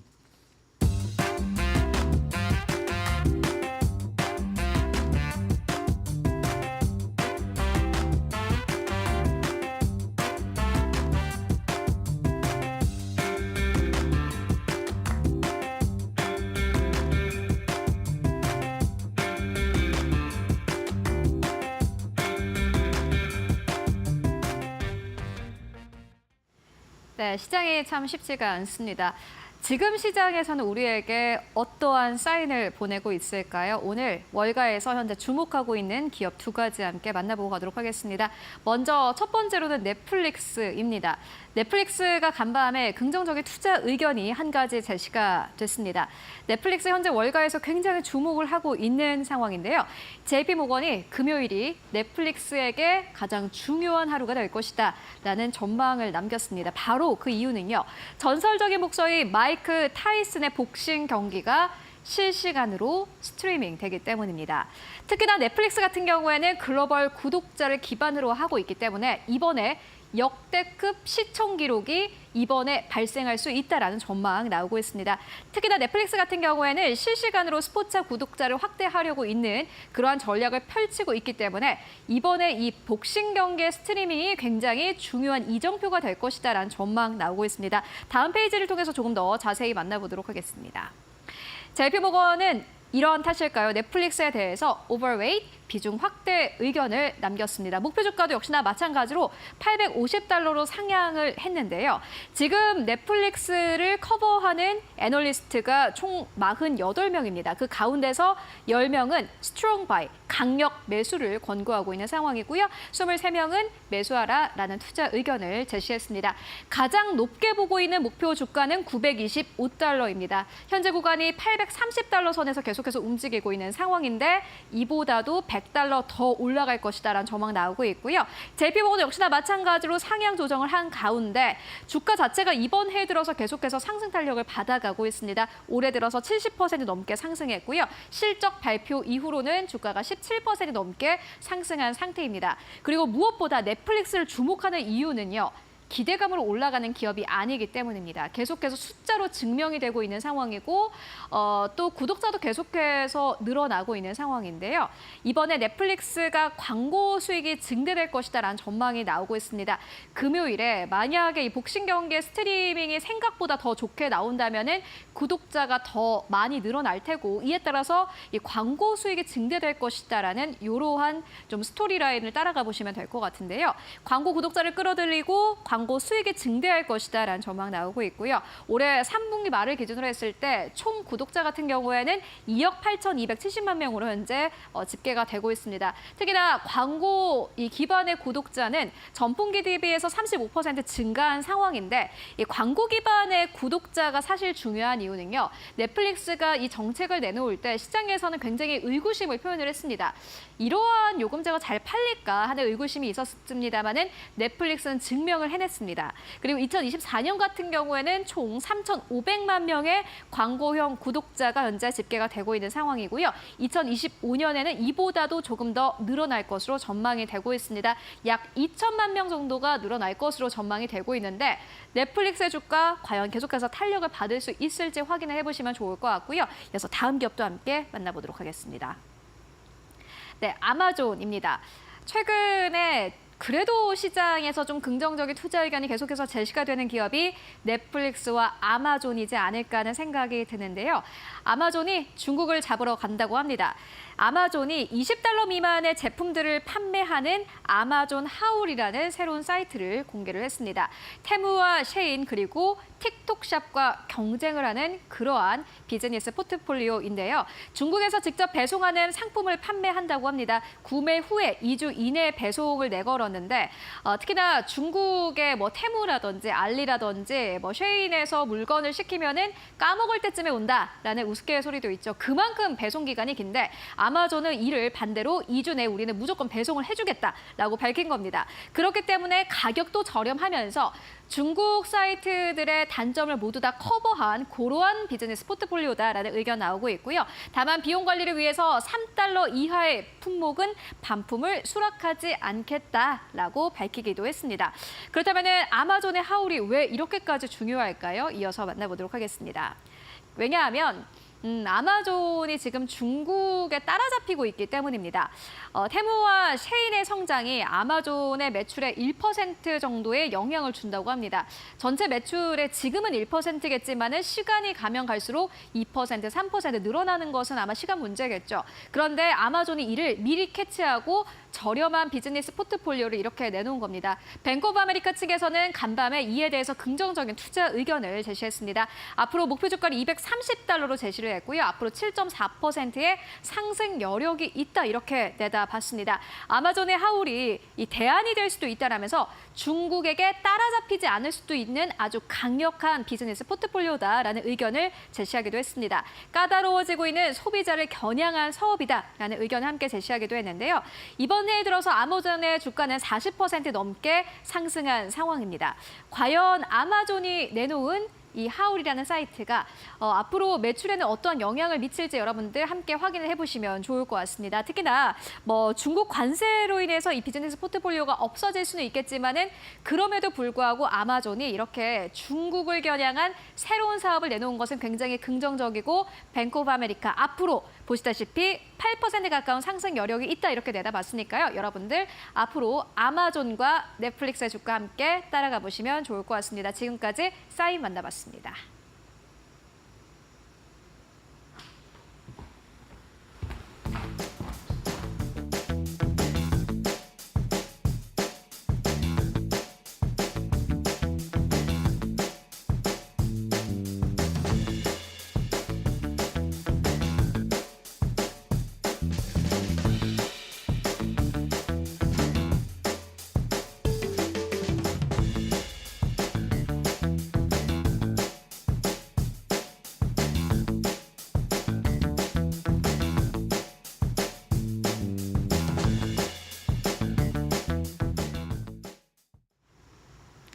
오 일 만에 참 힘겨운 반등을 해줬습니다. 어제 코스피 장 후반에 그래도 그나마 좀 힘을 내주면서 강보합권에 마무리 짓는 모습이 나왔고요. 다만 코스닥 쪽에서는 지속적인 낙폭이 확대되며 지수는 1% 넘는 하락을 다시 한번 기록을 했습니다. 그나마 어제 코스피에 조금 힘이 되어졌던 건 이제 12월에 대한 금리 인하 기대감 그리고 그동안 너무 낙폭이 돼 있었다라는 낙폭 과대 인식에 대한 반등 정도로 풀이를 해볼 수가 있겠는데요. 다만 중요한 건 코스피의 대장 대장주인 삼성전자가 결국 4만 원대까지 가격 하락을 보이면서 4만 원대 종가 형성을 했고요. SK하이닉스도 큰 악재는 없었지만 이날장에서 5% 동반으로 큰 폭의 낙폭을 보이면서 반도체 투탑의 주가가 크게 흔들리는 모습이 나왔습니다. 상황이 이렇다 보니까 현재 코스피의 PBR은 0.85배로 확인이 되고 있습니다. 역대 최저 수준까지 내려갔는데 중요한 건 증권가에서 여전히 하단이 열려 있을 수 있다라는 가능성과 함께 코스피가 2,300선까지도 밀릴 수 있는 가능성을 제기를 하고 있는 상황인데요. 장기적인 관점에서는 어느 순간 반등에 대한 시그널이 나올 수 있지만 단기적으로 강한 상승 모멘텀이 되어줄 수 있는 재료가 시장에 없다라는 게 현재 시장에는 가장 큰 악재로 꼽히고 있습니다. 그런 가운데 전날장에서 외국인들은 네이버를 코스피에서 가장 많이 담아갔습니다. 2분기에 이어서 3분기도 역대급 실적을 보여주면서 내년에는 AI를 기반으로 더욱더 긍정적인 실적이 전망되면서 이 기준금리 인하 사이클과 맞물려 일단 기술주를 담아가는 모습을 외국인 쪽에서는 확인을 해볼 수가 있었고요. 기관 쪽에서는 이날도 삼성전자를 가장 많이 담아가는 종목으로 선정을 했습니다. 그리고 코스닥 쪽에서는 여전히 알테오젠이 모두 장악하고 있는 모습도 확인이 가능했고 52주 신고가 종목들을 봤을 때 어제는 또 방산 쪽에서 여전히 좋은 긍정적인 상승 흐름이 나왔습니다. 어제 새벽을 기준으로 미국 공화당이 레드 수입을 확실시했다, 확정 지었다라는 소식과 함께 트럼프 트레이드가 지속된 것으로 보여지고 있고요. 하나오션과 하나시스템 두 자릿수 이상의 상승 흐름 키우면서 52주 신고가 다시 한번 갈아치우는 모습이 나왔습니다.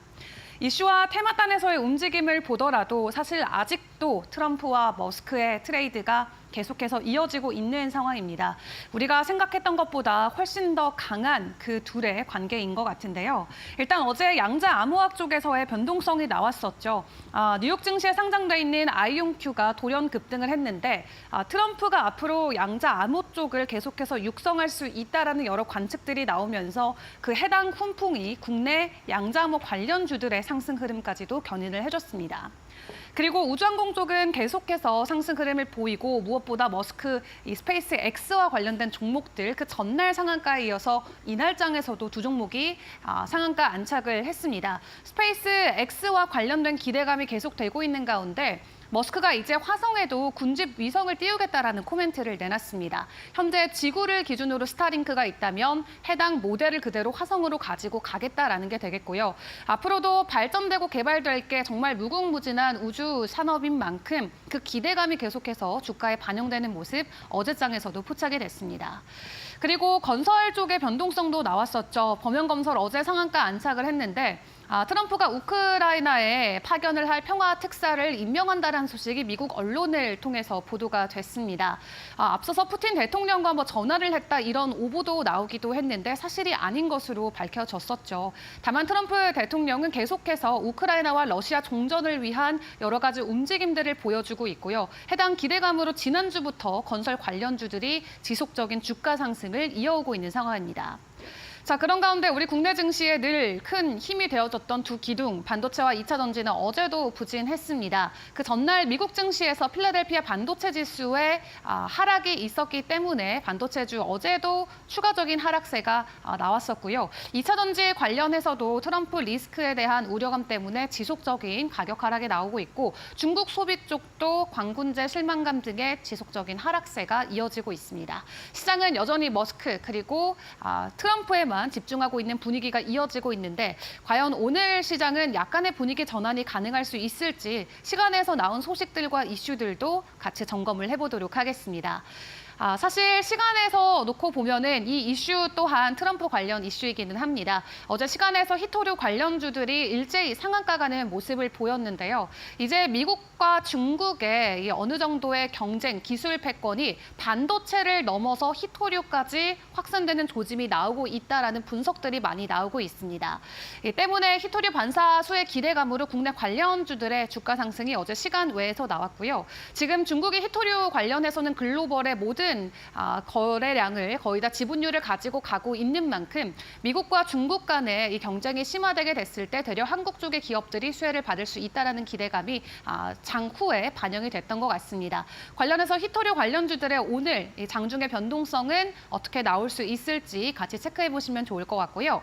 그리고 시간에서 여러 종목들 실적 발표 이어갔습니다. 교보생명과 현대카드, 셀트리온제약도 실적이 나왔는데 나름은 긍정적인 실적들을 다 들고 왔습니다. 지금 상장사 기준으로 실적을 발표하고 있는 기업들이 시장 컨센을 계속해서 하회하는 수치들이 나오면서 안 그래도 부정적인 시장에 더 약세 모멘텀으로 작용이 됐는데 어제 좀 주요 기업들 시간의 실적에서 나름 긍정적인 실적들을 가지고 왔기 때문에 해당 종목들의 오늘 주가 추이도 같이 주목을 해보시면 좋을 것 같습니다.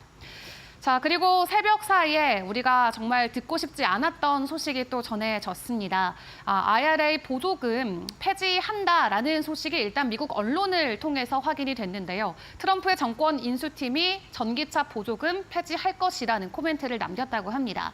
다들 아시는 것처럼 IRA 전기차 보조금은 미국에서 제조한 전기차에 한해서 대당 최대 $7,500 세액 공제를 해주는 보조금 제도인데요. 만약 이게 없어지게 된다면 국내 전기차 기업들 혹은 배터리 산업에는 큰 충격이 될 수밖에 없습니다. 사실 IRA 폐지를 놓고 시장에서 정말 많은 전문가들이 그렇게 쉽게 폐지할 수 없을 것이다. 미리 우려하지 않아도 된다라는 목소리를 선제적으로 내온 바 있었는데 그것에 대한 해답처럼 정답처럼 간밤에는 보조금 폐지의 소식이 전해졌습니다. 안 그래도 트럼프 트레이드 이후로 전기차 그리고 2차 전지 관련주들의 주가 하락이 지속적으로 나오고 있었던 상황에서 간밤 나온 이 미국 언론의 소식이 오늘 국내 관련주들에게는 어느 정도의 영향을 끼칠지 지켜보시는 게 중요할 것 같은데요. 현대차 같은 경우도 이미 미국에 대규모로 공장을 증설을 하고 있는 상황이고 미국의 생산 시설을 보유하고 있는 배터리 업체들도 셀 쪽으로는 LG, SK, 삼성 다 들어가 있죠. 소재 쪽에서도 엔캠이나 덕산 데코피아, 솔브레인 홀딩스 등의 종목들이 있습니다. 해당 기업들의 이 사업 계획에 큰 차질이 빚어질 수 있는 이슈이니만큼 오늘의 장중에 어떤 계획 변동성이 나올 수 있을지 지켜보시고 다음 플랜을 그렇기 때문에 우리가 같이 고민을 해봐야 될 것 같은데 일단 증권가에서는 차종의 생산을 더 다각화해서 만들어야 된다. 첫 번째 플랜으로 제시를 하고 있고요. 그리고 우리가 지금 미국 쪽에서 시장 점유율이 42% 작년 기준으로 나오고 있는데 이제 미국에서 오히려 유럽 쪽으로 그냥 시장을 바꾸는 것도 하나의 방법이 될 수 있다라는 제안책을 내놓고 있습니다. 오늘 국내 증시 해당 소식 어떻게 소화할지 같이 지켜보시고요. 마지막으로 일정까지 정리를 해보도록 하겠습니다. 간밤에 생산자 물가지수와 신규 실업수당 청구 건수 발표가 됐습니다. PPI 전월 대비 0.2% 오르면서 시장 전망치에는 부합하는 모습이 나왔고요. 그리고 고용 쪽은 여전히 탄탄한 것으로 확인이 됐죠. 6개월 만에 최저치까지 내려가면서 일단 12월 금리 인하에 대한 기대감은 여전히 남아있는 것으로 풀이를 해볼 수가 있겠습니다. 자, 그런 가운데 이제 다음 주면은 엔비디아 실적이 본격적으로 발표가 됩니다. 이 엔비디아 실적에 따라서 혹시 국내 반도체 주에 또 다른 이 모멘텀 변화가 시사될 수 있을지 해당 부분도 같이 지켜보시고요. 일단 오늘은 IRA 이슈가 나온 만큼 전기차 업체들과 2차 전지 관련주들의 변동성에 주의를 해보시는 게 중요할 것 같습니다. 개장 때까지 이데일리 TV와 함께 점검해 보시죠.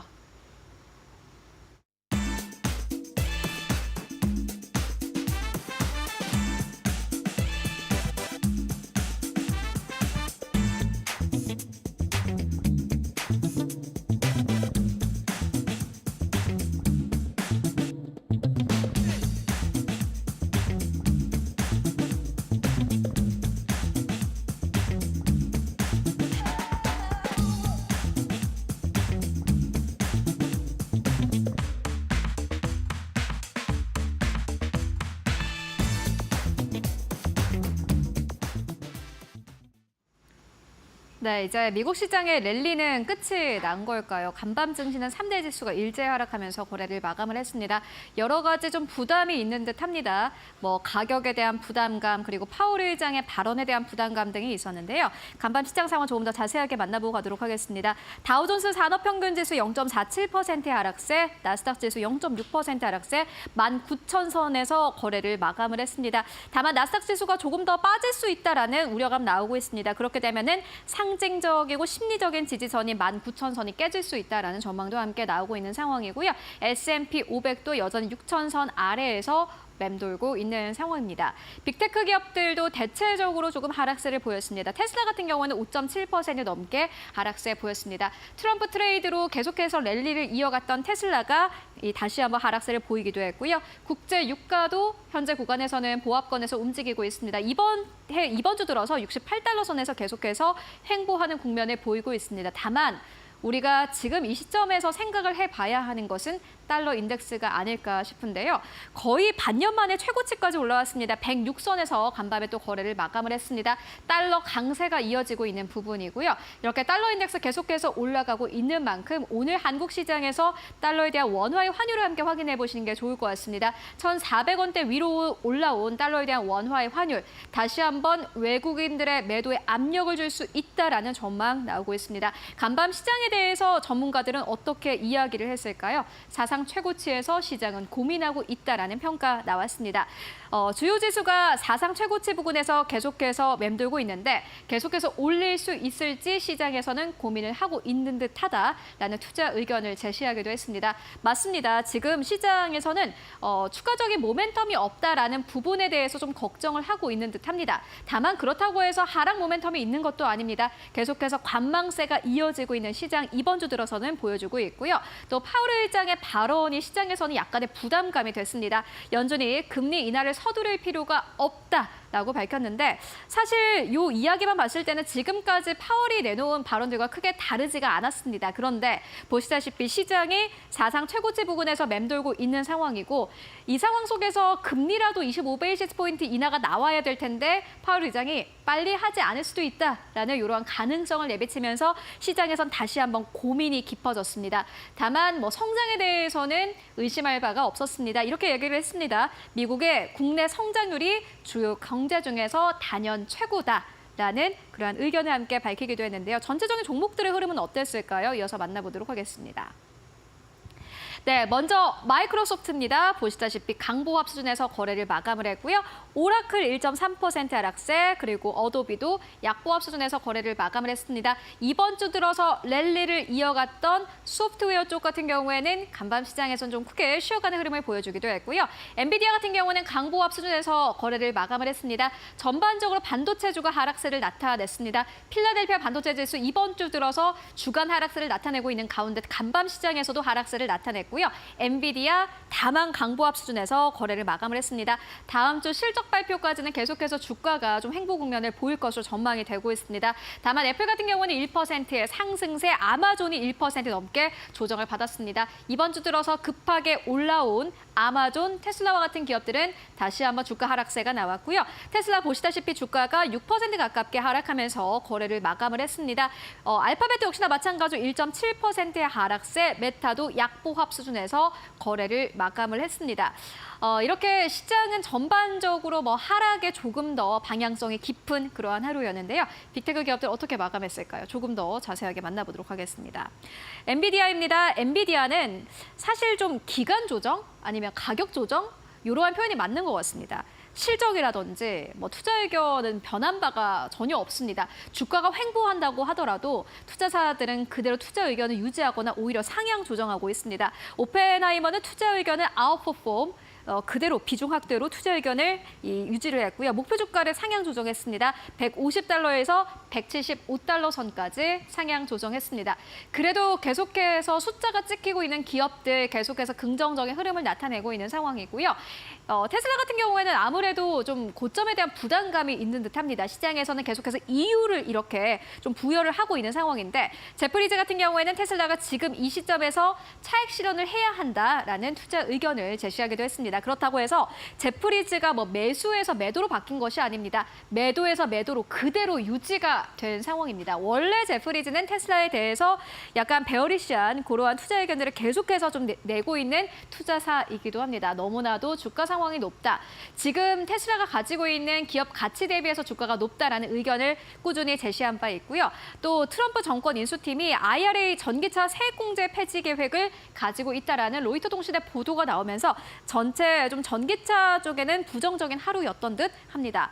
아마존도 역시나 마찬가지입니다. 약간 고점에 대한 부담감이 있고요. 다만 리드엄에서는 여전히 이 아마존의 목표 주가를 상향 조정했습니다. 긍정적인 투자 의견을 그대로 유지를 했습니다. 목표 주가를 210달러에서 250달러 선까지 상향 조정했는데요.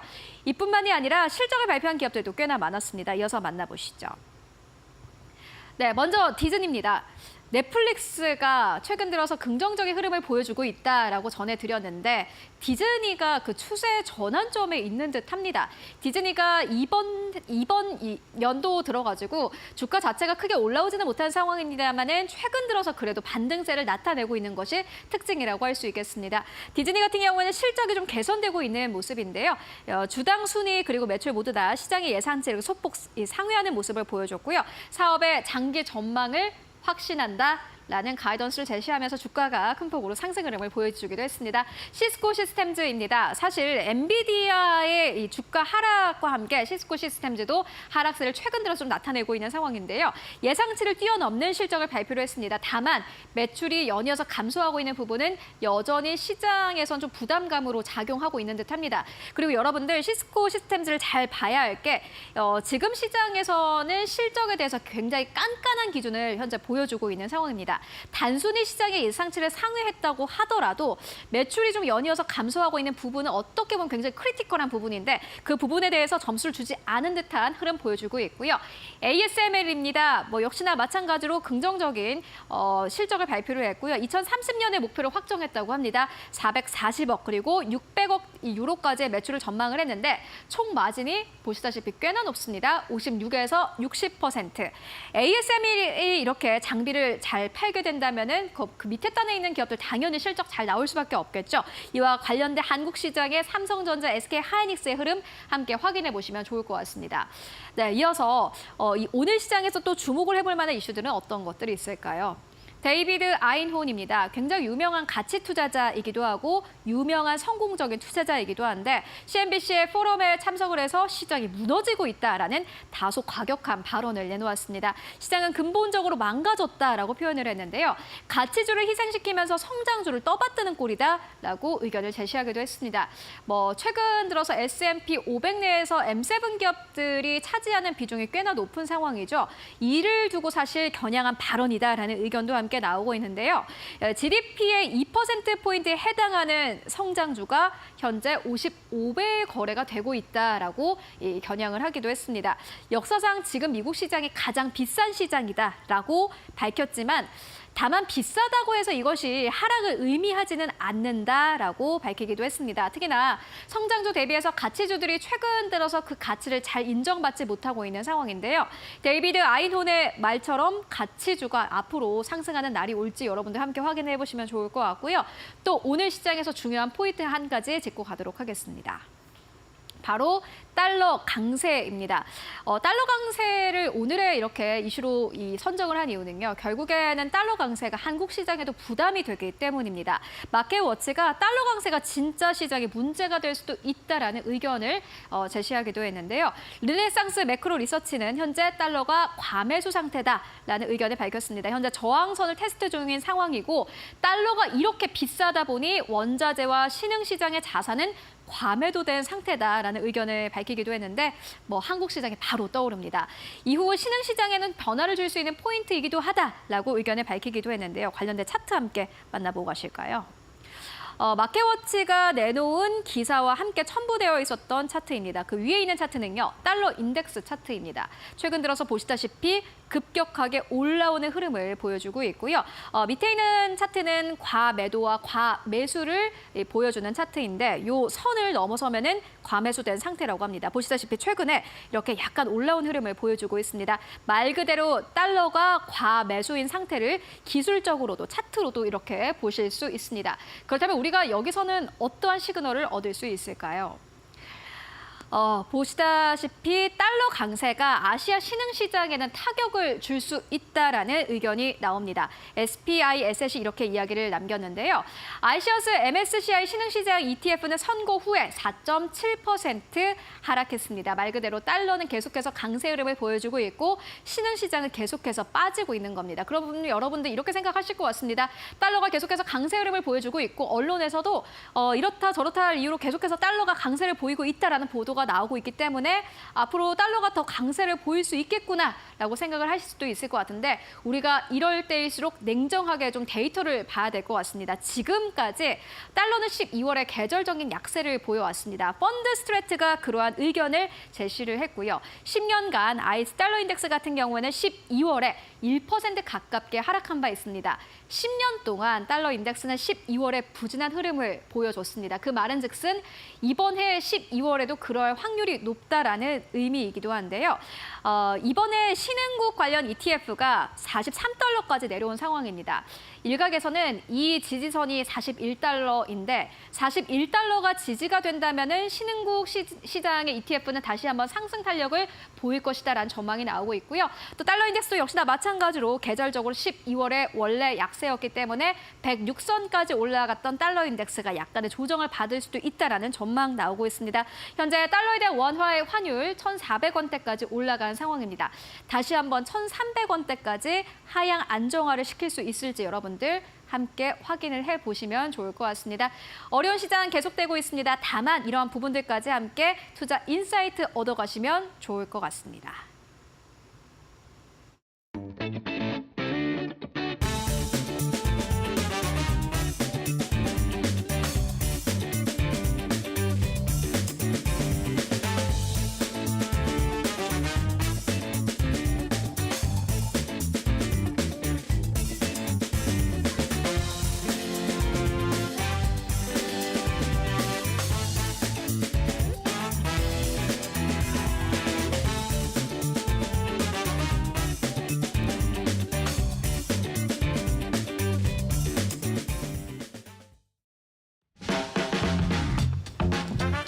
자, 11월 15일 금요일입니다. 이번 주도 이제 오늘 또 마지막 날이 됐네요. 자, 계속해서 이데일리 TV 뉴스 브리핑 이어가도록 하겠습니다. 자, 민주당 상법 개정안 이 내용이 이제 오늘 이데일리 신문의 이제 톱 기사입니다. 상법 개정안을 이제 민주당이 어제 당론으로 채택을 했고 이제 이거를 이번 정기국회에서 통과를 시키겠다. 지난번 이제 금투세에 이어서 대한민국 증시 선진화 방안에 이제 어떤 제도를 마련하기 위한 2탄이다. 이제 이런 성격이다라고 얘기를 해볼 수가 있겠습니다. 민주당이 어제 장론으로 채택한 상법 개정안의 주요 내용을 요약해서 좀 보면은요. 이사의 총주주 이익에 대한 보호 의무, 대규모 상당 집중 투표제, 감사위원 분리선출, 독립이사 및 전자주총 근거 마련 등등등인데요. 핵심은 제가 보기엔 두 가지 정도로 보면 될 것 같습니다. 첫 번째는 그동안에 이제 이사회의 그 소위 말하는 충실 의무가 회사에만 주로 이제 돼 있었죠. 그러다 보니까 이사회는 회사의 이익에만 충실하면 된다. 이제 이게 그동안 오랫동안 가졌던 우리 기업, 특히 상장사들의 일종의 관행이었는데 이러다 보니까 회사의 이익만을 위해서 주주들의 어떤 그런 권리가 또 훼손되는 이런 일들이 빈번하게 벌어졌습니다. 물적 분할, 인적 분할의 아주 대표적인 예, 그다음에 유상증자, CB 발행 등등등 이렇게 해서 이제 발행 물량을 늘려서 이 주가가 희석되는 이런 상황들이 이제 사실 그 동안에 어떤 걸림돌 없이 회사가 맘먹으면 언제든지 했었던 거죠. 이거는 이제 기업의 이익에 충실한 거지 주주의 이익에 충실한 건 아닌 겁니다. 그래야 이제 우리나라 소위 말하는 이제 코리아 디스카운트의 주요 원인 중에 하나였고 지금 개인 투자자들이 미국 시장으로 떠나고 있는 또 외국인들이 떠나고 있는 그런 이유로 좀 계속해서 지적이 되어 왔는데 이제 그거를 기업뿐만이 아니라 이제 주주 이익에도 충실할 수 있도록 이렇게 소위 말하는 이제 투트랙으로 이제 만들어간다. 이게 이제 가장 큰 의미가 있다고 좀 볼 수가 있겠고요. 두 번째는 집중 투표제를 좀 눈여겨봐야 될 것 같은데요. 지금 이제 주주총회에서 이사를 선임을 할 때 지금은 대주주가 얼마든지 자기 입맛에 맞는 주주들을 선임을 할 수 있습니다. 그러니까 이사가 10명이면 10명 다 내 입맛대로 좀 선출할 수 있다. 이제 이런 현재 제도상에서는 그렇다는 얘기가 되는 거죠. 근데 집중투표제가 이제 만약에 시행이 된다고 그러면 소액주주들도 자기가 원하는, 그러니까 예를 들어서 10명의 이사를 뽑겠다고 했을 때 소액주주들의 권리를 보호할 수 있는 이사가 뭐 10명 중에 10명은 절대 아니겠죠. 그러니까 한두 명이 될 텐데 그 이사들을 반드시 선임할 수 있는 어떤 그런 힘을 좀 얻게 되는 겁니다. 왜냐하면 그 소액주주들이 그 한두 사람의 자신들의 이익을 보호해줄 한두 사람의 이사에 자신들의 의결권을 집중적으로 투표를 할 수가 있기 때문에 그 사람들이, 즉 소액주주의 권리를 보장해 줄 수 있는 그 이사들이 이제 이사회에 진입할 수 있는 근거가 마련이 된다라는 거죠. 그러면 이제 이사회에 이제 그런 이사들이 들어간다고 그러면 당연히 앞서 말씀드렸던 그런 사항들, 즉 주주들의, 소액주주들의 권리를 훼손할 수 있는 이런 사항들에 대해서 목소리를 낼 수 있게 된다는 겁니다. 그러니까 지금과 같은 이런 상황들이 앞으로도 계속해서 벌어지기는 이제 어렵게 됐다, 이렇게 볼 수가 있는 거죠. 이게 결국은 지금 우리 시장을 짓누르고 있는 코리아 디스카운트의 어떤 여러 가지 문제점들을 해소할 수 있는 방안이 될 수 있다, 이런 해석이 나오고 있는 겁니다. 당연히 재계는 강력하게 반발하고 있고요. 재계는 이제 예전처럼 해외 투기 자본 먹튀 주장법이다, 이렇게 주장을 좀 하면서 강하게 반발하고 있습니다. 근데 현재 국회 상황에서는 민주당이 당론으로 채택을 했다. 결국 이제 통과될 가능성이 높다는 점 때문에 이번 정기국회에서 이제 이 문제를 놓고 상당히 좀 논란이 될 수 있고, 뭐 여당에서는 이제 대통령이 거부권을 행사해야 된다, 이런 얘기도 좀 나오고 있는데요. 이제 뭐가 과연 이제 우리나라 주시장의 선진화를 위한 일인지 잘 판단해야 될 시기가 온 것 같습니다. 자, 두 번째 기사입니다. 배짱개 및 코스피 반등에 베팅했다. 예, 개인 투자자들 코스피가 이제 바닥을 거의 이제 다가오고 있다라고 판단하고 있다, 이런 얘기가 되겠습니다. 최근에 이제 저가 매수, 특히 이제 그동안에 좀 많이 떨어졌던 대표주들에 대한 저가 매수에 개인 투자자들이 적극 나서고 있다 말씀드렸었는데, 이 코스피 반등이 이제 얼추 이제 올 때가 됐다라면서 이 코스피 반등과 관련된 그런 이제 상품에 이제 투자를 하고 있다는 얘기인데요. 대표적인 상품들 한 두 가지만 말씀드리면, 최근 한 주 동안 코스피 200 지수 일별 수익률의 2배를 추정한 레버리지 ETF에 2,300억이 넘는 돈이 들어왔고요.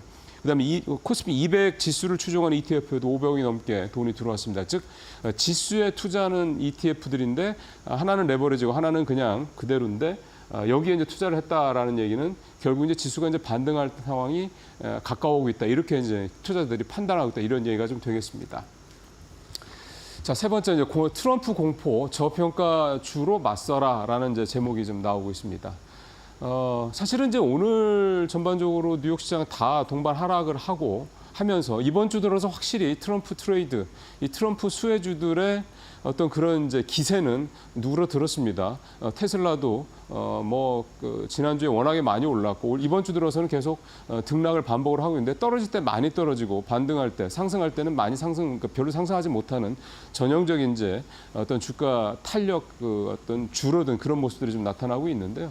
자, 이제 이런 현상이 이제 우리 시장에도 나타날 수 있을 것으로 이제 기대가 되는 거죠. 결국은 뭐냐면 이제 어느 정도 트럼프 트레이드, 트럼프에 따른 여러 가지 어떤 정책에 대한 그런 공포감들이 이제 어느 정도 좀 진정이 됐으니, 그러면 이제는 이런 어떤 트럼프 공포 때문에 주가가 많이 빠졌던 종목들을 이제 저가 매수를 생각해 볼 타이밍이 됐다, 이제 이런 얘기가 되는 겁니다. 앞서 말씀드렸던 우리 개인 투자들이 지수의 반등에 베팅했다는 내용과 일맥상통한다고 보시면 되겠습니다. 자, 그렇다면 이제 타깃을 어디에 둬야 되느냐, 이게 가장 중요한 거겠죠. 표를 좀 보시죠.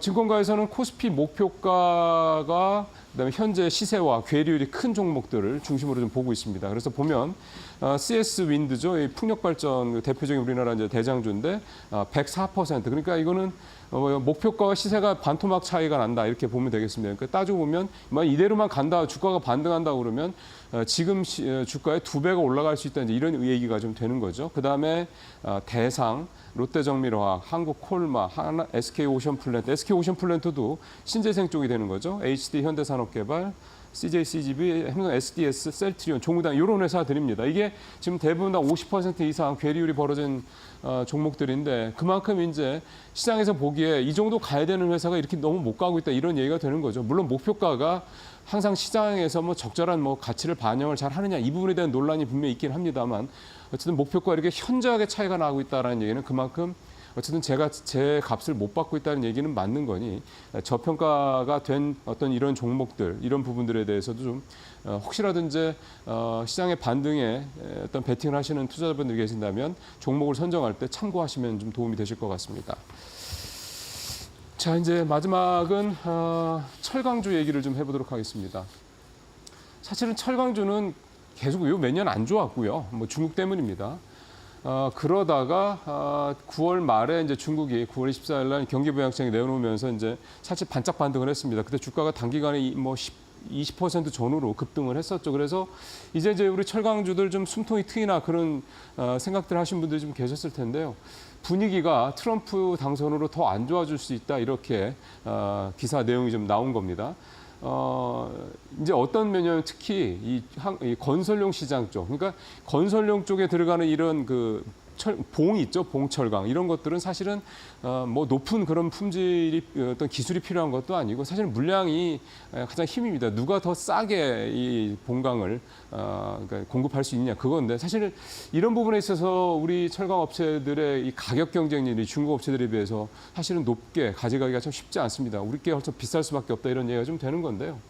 이제 트럼프의 어떤 그런 보복 관세 이런 걸 통해서 전 세계적인 어떤 그 중국산 이런 철강 제품의 수요가 좀 줄어들 수밖에 없다. 그럴 경우에는 중국산 제품들이 더더군다나 이제 더 싼 가격을 무기로 뭐 우리라든가 그러니까 어떤 미국의 어떤 그런 부분들을 좀 상쇄할 수 있는 이런 인근 지역으로 좀 확장될 가능성이 높다 이런 거고 결국은 앞서 말씀드린 이 건설용 시장, 즉 기술력이 낮고 단가가 굉장히 낮은 이런 어떤 철강 제품들 중심으로 우리가 시장을 특히 국내 내수 시장을 이룰 수도 있다. 이제 이런 얘기가 좀 되는 겁니다. 표 한번 보시면요. 여기서는 중국산 후판 얘기를 좀 하고 있습니다만 우리 조선업체들이 대부분 가장 많이 쓰는 게 후판이지 않습니까? 근데 이것도 사실은 올 상반기에 이슈가 한번 됐었는데 중국산 후판 제품이 우리 국내산 철강 회사들 제품보다 싸죠. 그러다 보니까 이제 중국산 제품들의 얼마나 이제 더 많이 쓰느냐 마느냐 가지고 국내 철강 회사와 조선 회사들 간에 좀 설왕설래가 있었다 그런 후문도 좀 있습니다. 어쨌든 이렇게 후판도 사실은 대단한 기술력을 필요하는 분야는 아니기 때문에 이 내수 쪽에서 우리 철강 업체들이 좀 어려울 수 있다 이런 얘기가 나오고 있는 건데요. 전문가들, 즉 학계에서는 전기 강판이나 전기차용 강판 등 고부가치 상품을 집중적으로 투자해야 된다 얘기를 하고 있긴 한데 유화업계 쪽에서도 소위 말하는 스페셜티라고 그래서 이런 고부가치 최첨단 제품에 대해서 그래서 굉장히 투자를 많이 했거든요. 근데 중국 유화업체들, 석유화학 업체들이 좀 굉장히 바짝 또 따라오고 있다고 합니다. 결국은 참 이 첨단 제품으로 우리가 집중을 해도 중국산 이 중국 철강 회사들이 또 중국 유화 회사들이 따라오기 때문에 참 이 철강과 석유화학 쪽은 참 쉽지 않은 그런 업황이다 이렇게 좀 봐야 될 것 같습니다. 뉴스 브리핑 마치겠습니다.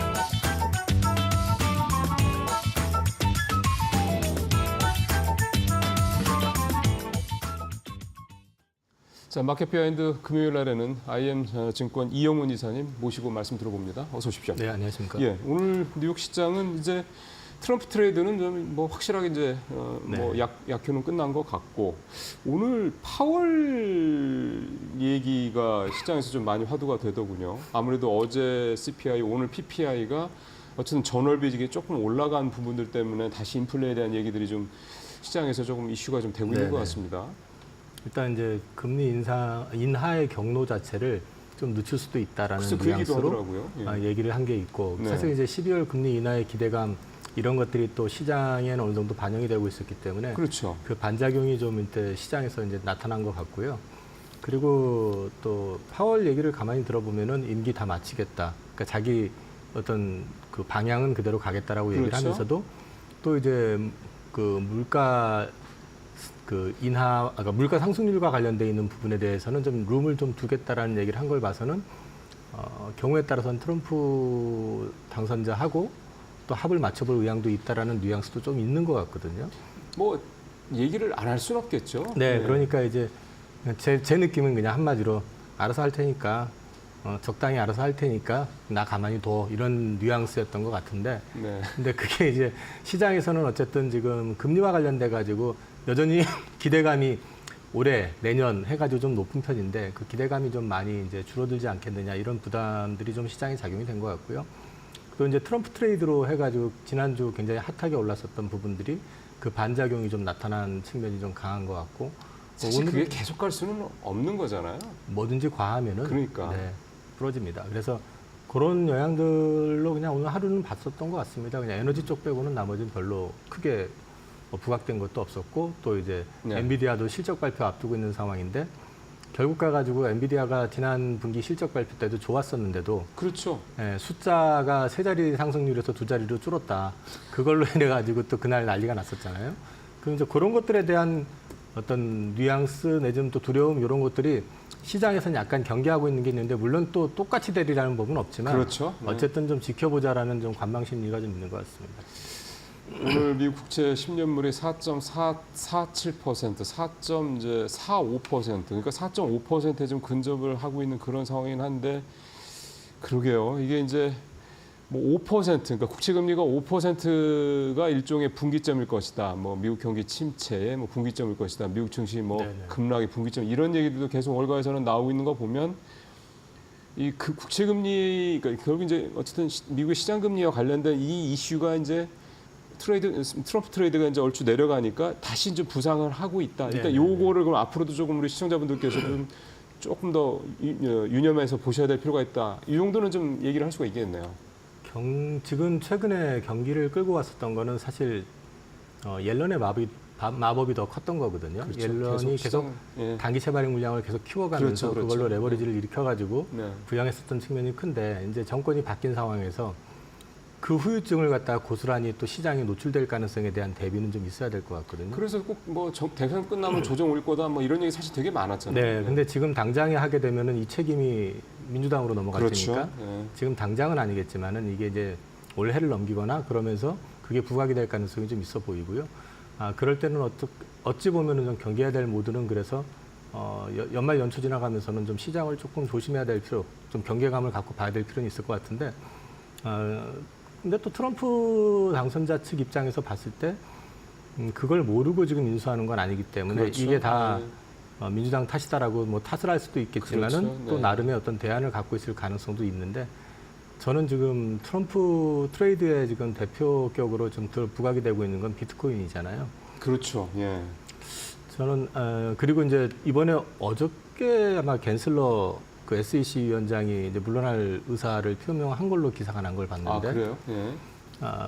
결국 가가지고는 그러면 이제 코인 쪽 암호화폐 시장 쪽으로 해가지고 우호적인 인사들로 채워지게 되고 정책이 좀 맞춰지게 된다 그러면 그걸 가지고 또 활용하는 걸 염두에 둘 수도 있지 않을까 네. 이런 생각을 갖고 있기 때문에 사실 우리가 미국 걱정을 할 정도로 미국이 허술한 데는 아니니까 그렇죠. 그렇죠. 이제 그거는 좀 지켜보시면서 판단하시면 될 것 같습니다.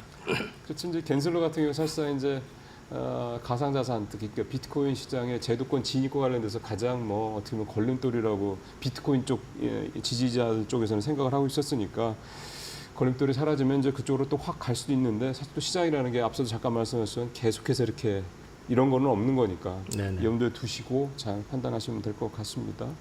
레드 수입 얘기는 한번 짚어봐야 될 것 같습니다. 이게 그냥 단순히 공화당이 뭐 상원 하원 다 가져갔다 이제 이런 차원의 문제가 아니라 그래서 뭐 소위 말해서 트럼프가 일기 때와 달리 이제는 자기가 하고 싶은 거를 막 할 수 있는 그런 여지가 됐다.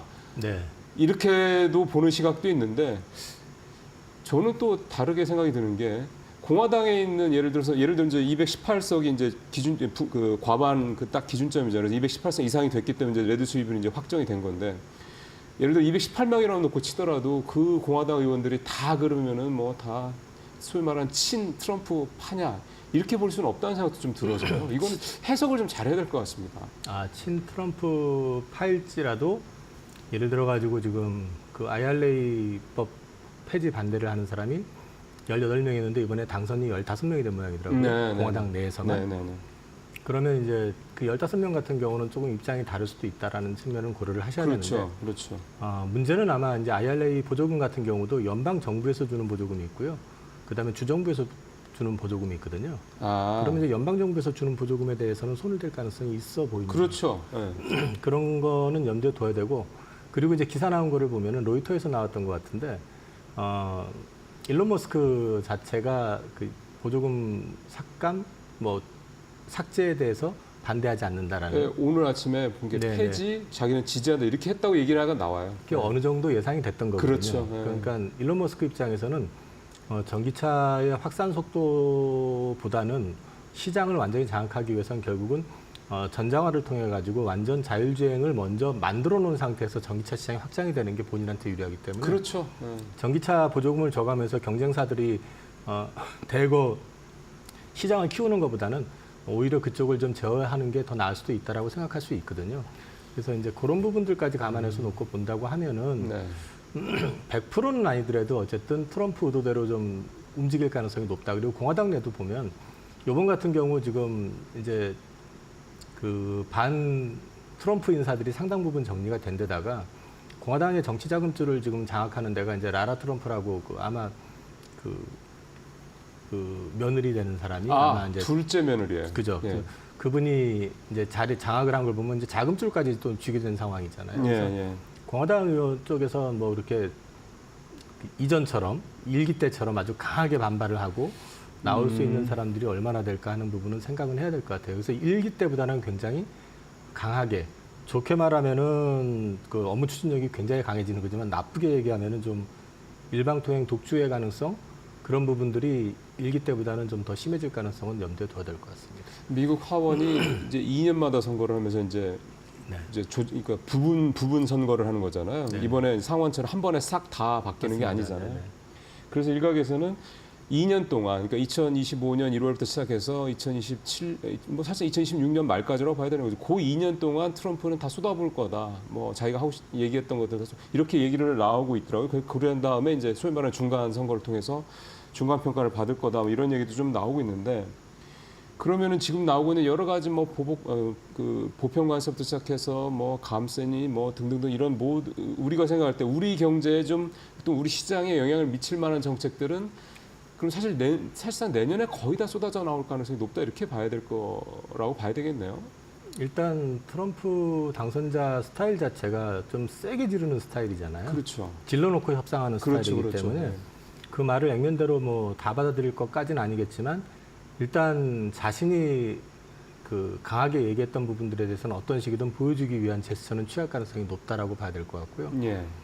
관세 같은 경우는 사실 이제 트럼프 정책을 트럼프 당선자가 말한 것처럼 뭐 그 법인세 인하해주고 그 다음에 그 불법 이민자 다 추방해버리고 그리고 또 뭐 저기 연준에도 개입을 해서 금리를 건드리고 결국 가면 인플레를 더 촉발시키겠다는 그렇죠. 얘기인데 사실 일기 때도 관세 가지고 막 시비 걸고 중국에다가 막 했었지만은 결국 가가지고는 그 관세 쪽보다는 자기네 물건을 더 팔아가지고 보여주기 위한 어떤 예. 액션들이 더 많았었다는 점을 생각을 해보면 지금 물가가 여기서 자극이 돼가지고 크게 움직여버리는 상황을 연출될 게 뻔히 알면서 뭐 얘기했던 것처럼 100% 그쪽 방향으로 갈 거라고 저는 생각은 하진 않습니다. 그러니까 예를 들어 분명히 중국에 대한 뭐 60% 관세 보호했다는 것도 결국은 협상 카드일 가능성이 높다 일종의 이런 협상 거죠. 카드일 가능성이 높다고 저는 보고 있고요. 네. 관세 부과를 그대로 하게 되면 지금 생필품 자체가 미국에서 수급되는 것 자체가 그렇게 많지가 않거든요. 네. 여전히 뭐 전부 미국으로 들어와가지고 온쇼어 해가지고 뭐 공장에서 돌리라고 한다고 해도 그게 들어왔을 때 생산되는 생산 단가 문제도 있고 하기 때문에 전부 되지는 않을 거기 때문에 그런 걸 다 감안해서 본다 그러면 다분히 이제 자신이 네. 뭔가 이 협상을 통해서 큰 걸 얻어냈다라는 걸 좀 과시하기 위한 그런 측면이 좀 있을 것 같다라는 생각을 하고 있고요. 우리가 트럼프 집권하게 되면 막 물가도 건드릴 것 같고 여러 가지 고민들을 많이 하는데 실상 따지고 보면은 트럼프만 지금 그랬던 게 아니고 바이든 정부 때 역대급 부채를 갖다가 일으켰잖아요. 네. 그리고 해리스 정책 역시 마찬가지로 부채를 계속 키울 수밖에 없는 정책이었기 그렇죠. 지금 때문에 상황에서는. 예. 어차피 미국의 방향은 대통령이 누가 됐느냐만 달라진 거고 어느 쪽에 투자하는 거냐만 달라졌기 때문에 그 부분에 대해서 너무 우리가 과민하게 바라볼 필요는 없을 것 같습니다. 이게 지금 질문을 사실은 이게 같은 질문이라고 봐야 될 것 같습니다. 환율 문제도 그렇고 2차 전지 쪽에 요즘에 네, 반도체도 그렇고 특히 주가가 최근에 우리가 이제 삼성전자만 계속 뭐 주가 물론 삼성전자 4만 대로 내려오긴 했습니다만 하이닉스도 굉장히 많이 떨어졌고요. 2차 전지주들 대부분 다 많이 떨어지고 있는 그런 상황인데 이제 환율하고 이제 이 문제를 같이 좀 봐야 된다고 생각하는 게 이게 이제 환율도 지금 상당히 좀 약간 과도하게 반응하는 게 아니냐. 그러니까 미국의 뭐 달러가 강세를 보이는 거는 사실은 불가피하긴 한데 그에 비해도 우리가 원화 가치가 너무 많이 떨어지는 게 아니냐는 얘기도 되는 거고 그다음에 반도체주도 그렇고 2차 전지도 그렇고 이것도 지금 우리가 지금 이사님 좀 전에 말씀하셨던 것처럼 협상 카드일 가능성이 높다라고들 보시는데도 불구하고 지금 시장에서는 주가가 너무 많이 빠지는 게 아니냐 이런 생각이 좀 들어서요. 이 과도하게 우리 이렇게 우려를 한다라고 좀 봐야 되는 부분이지 않습니까? 이 정도면. 근데 이제 트럼프 리스크에 가장 직격탄을 맞을 수밖에 없는 게 한국의 현실인 것 같아요. 좀 뭐하게 말씀을 좀 드리면은 코가 꿰인 거죠. 그게 그러니까 이유는 2차 전지 쪽만 하더라도 네. 사실상 중국을 제외하고 2차 전지를 갖다가 양산할 수 있는 국가는 대한민국밖에 없다고 없잖아요. 했는데 네. 바이든 행정부가 소위 말해서 보조금 줄 테니까 우리나라에서 생산해.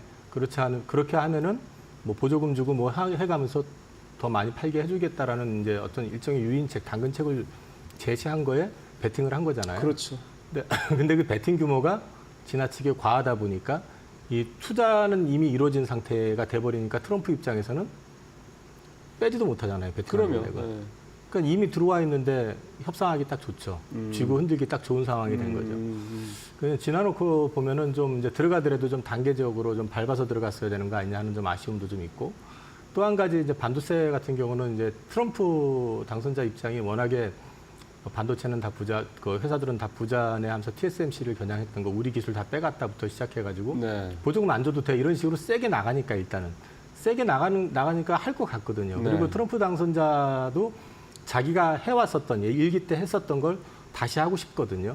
그 인프라 투자 계속해가지고 늘리고 그렇죠. 싶고 그렇죠. 그렇게 되면은 사실 그거를 갖다 인프라 투자와 관련됐던 보조금을 삭감해버리고 만들어낸 게 IRA잖아요. 그러니까 또 반대로 뒤집으려고 하는 시도는 분명히 있을 거죠. 그럼 그 노이즈 리스크에 그대로 다 노출이 됐는데 하필이면 대한민국의 그 주력 산업 두 개가 지금 그대로 고스란히 노출이 된 거죠, 사실은. 그래서 이제 그 데미지를 많이 받는 거고 환율 관련해 가지고는 이전에는 우리가 좀 심한 거 아니냐라는 생각을 좀 할 수도 있었지만 지금 같은 경우는 사실 지금 엔화를 보시면 다시 156까지 올라왔어요. 그렇더라고요. 그 엔화가 156까지 올라오고 또 이제 만약에 관세를 가지고 이제 중국에 시비를 건다 그러면 중국 위안화 역시 마찬가지로 더 또 떨어지겠죠. 할 거란 말이에요. 네. 그러면 네. 이건 우리가 제어할 수 있는 거는 아닌 것 그런 같아요. 거죠. 네. 그러니까 우리는 이제 그 과하게 쏠리지만 않게끔 그 관리를 해 나가는 수밖에 없는 거지. 우리 힘으로 어떻게 지금 할 수 있는 상황은 아니다.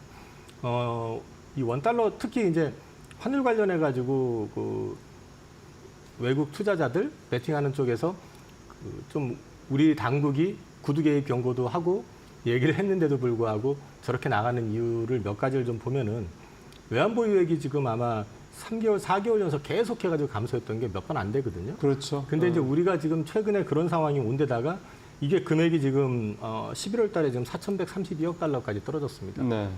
그럼 이게 주가도 그렇고 모든 게 그렇지만 이게 앞자리 숫자가 바뀌면 이게 또 센티에 또 그거는 그쵸. 충격을 줄 수가 네. 있어요. 그러면은 이거를 또 변화했을 경우에 또 시장이 받아들이는 게 달라질 수도 있겠다라는 그렇기 때문에 함부로 개입을 못할 거다라는 생각도 또 하고 있는 거고 그리고 또 한 가지는 지금 우리나라 지금 보시면 미장으로 투자하시는 분들도 많지만 그거 외에도 앞서 말씀드린 것처럼 자 2차 전지 미국 가가지고 투자한 금액이 얼마고 칩스법 적용 받으려고 삼성전자 하이닉스 미국에 투자하는 금액 해외 투자 금액이 엄청나게 늘었잖아요. 그렇죠. 그러면 들어오는 것보다 나가는 나가는 비율이 훨씬 더 많았었기 때문에 달러 수요가 이제 맞습니다. 컸다 이거 환율 많아졌다 이거죠. 자체가 네. 고환율이 되는 그림은 어쩔 수 없는 환경이 아니었겠나 싶습니다. 그리고 저도 아침에 보고 좀 살짝 짜증이 났다고 해야 되나 뭐 모르겠는데 자기네 엔화나 관리자라지 노무라에서 그 원 달러를 갖다 1,500원까지 또 얘기를 해놨더라고요. 지금 사실 제가 볼 때는 원하지만 엔화도 만만치 않은데 그 근거 자체가 이제 결국 가가지고 강달러가 이렇게 쉽게 꺼지지는 않을 거다라고 좀 예상을 하고 있는 거니까 예. 우리는 이제 그런 부분들은 어쩔 수 없이 지난달에 그랬었나요? 그 추경호 장관께서 최상목 최상목 경제부총리. 그 뉴노멀에 대한 말씀을 예, 하셨잖아요. 예, 예. 그런 부분들은 어쩔 수 없이 받아들여야 되는 거 아닌가? 사실은 그것도 맞는 말씀이고, 그러니까 그 뉴노멀을 얘기를 했던 그 근거 중에 하나가 좀 전에 말씀하셨던 우리 외환 보유액이라는 게 자칫하면 숫자가 앞자리가 바뀔 수도 있는 위기감을 정부가 분명히 갖고 있을 텐데, 만약에 이제 이를테면 여론이나 이런 것들 때문에 환율 떨어진데 뭐 하고 있냐 당국이 이런 식으로 어떤 그런 어떤 여론 때문에 뭐 구두갭이 아니라 실제 이제 자금 투입을 했다가 뭐 3자로 떨어지고 그러면 그거에 따른 후폭풍을 또 감당할 자신이 없겠죠. 여기다가 또 오늘 새벽에 나온 얘기긴 합니다만 미국이 우리를 환율 관찰 대상국에 포함했다라는 것도 이게 참 우리한테는 반가운 소식이 분명히 아닙니다. 이제 경상수 흑자가 이제 워낙에 급증을 했다. 특히 미국에 이 대미 흑자가 늘어났다. 이런 부분들 때문에 올렸다고 그러는데요. 그러니까 평상시에는 그냥 뭐 그럴 수도 있지. 뭐 이렇게 생각을 할 수 있는 이슈들이 최근에 워낙 시장 상황이 좀 예민하고 안 좋다 보니 이런 기사들도 이제는 왠지 이렇게 새삼스럽지 않게 들리는 그런 시장 상황인 것 같습니다. 저것도 우리가 어필을 해야 되는 게 저쪽에서 우리가 이제 경상수지 흑자가 굉장히 크게 늘어난 이유 중에 하나가 대미 투자가 늘어나서 그런 것도 있거든요. 그렇죠. 거기에 들어가는 이제 장비라든지 이런 그렇죠. 것들 그게 사실은 공장을 공장을 져야 되니까. 들어간 건데 그런 부분들에 대해서는 물론 당국에서 잘 알아서 하시겠지만 자꾸 이제 우길 때는 우리도 근거를 가지고 들이대면서 강하게 좀 붙을 땐 붙어줘야지 너무 저자세로 나가지는 않았으면 좋겠어요. 그 논리를요. 트럼프가 이제 취임을 하면 우리가 굉장히 적극적으로 써야 된다는 얘기를 그 통상 전문가들이 얘기를 네네. 하더라고요. 그러니까 그 유명희 전 이를테면 이제 트럼프 일기 때 그 FTA 그 재협상 때 이제 수석을 맡았었잖아요. 수석 이제 대표였죠. 그 유명희 전 본부장 같은 경우도 하는 딱 얘기가 어차피 트럼프는 딜메이커이기 때문에 뭔가 우리도 근거를 가지고 뭐 그래 받을게 대신 니네도 이거 해줘 이런 식으로 나가지 않으면 계속 물려 들어갈 수밖에 없을 거다. 그러니까 소극적인 것보다는 네. 적극적 능동적으로 대처하는 게 낫다 이런 얘기를 하는 거를 우리 통상 당국에서도 잘 수용을 했으면 좋겠다는 생각이 듭니다. 시간이 이제 많지는 않은데 이제 주말이니까요. 이번 주 한 주 이렇게 또 고생하신 우리 투자자분들 다음 주에 좀 어떤 마음으로 좀 시장을 좀 보셔야 될지 조언을 좀 하시면서 해주시면 오늘 우선 마무리를 좀 하는 게 적절할 것 같습니다. 저는 뭐 계속 좀 불확실한 상황이 지속되고 있는 상황이기 때문에 사실 요즘은 출연해가지고 별로 드릴 말씀이 없어요. 그러니까 무슨 말씀이냐면 제가 이제 삼성전자가 전환점을 제공하거나 강하게 어떤 변화의 쇄신을 이제 안을 보여주면서 삼성전자의 하방을 일단 제어를 좀 해줘야 될 측면이 분명히 있는데 여전히 지금 조용하잖아요. 네. 근데 이제 삼성전자만의 문제는 분명히 아니에요. 반도체 자체의 산업의 문제도 있고 여러 가지 지금 변수들이 부딪히긴 했지만은 그럼에도 불구하고 삼성전자 주식을 저렇게 계속해서 팔아대는 거는 물론 이제 저 주식을 팔아가지고 TSMC로 갈 수도 있는 거고 또 저걸 팔아서 국채로 갈 수도 있고 여러 가지가 있겠지만은 지금 일단 삼성전자의 어떤 글로벌 리더십 그 상실에 네. 대한 그런 부분들에 대해서 시장이 원하는 부분들을 좀 강하게 좀 보여줄 필요가 있을 것 같다라는 그런 게 좀 보이거나 아니면은 이제 정책 당국에서 좀 강하게 시장을 압박할 수 있는 요인.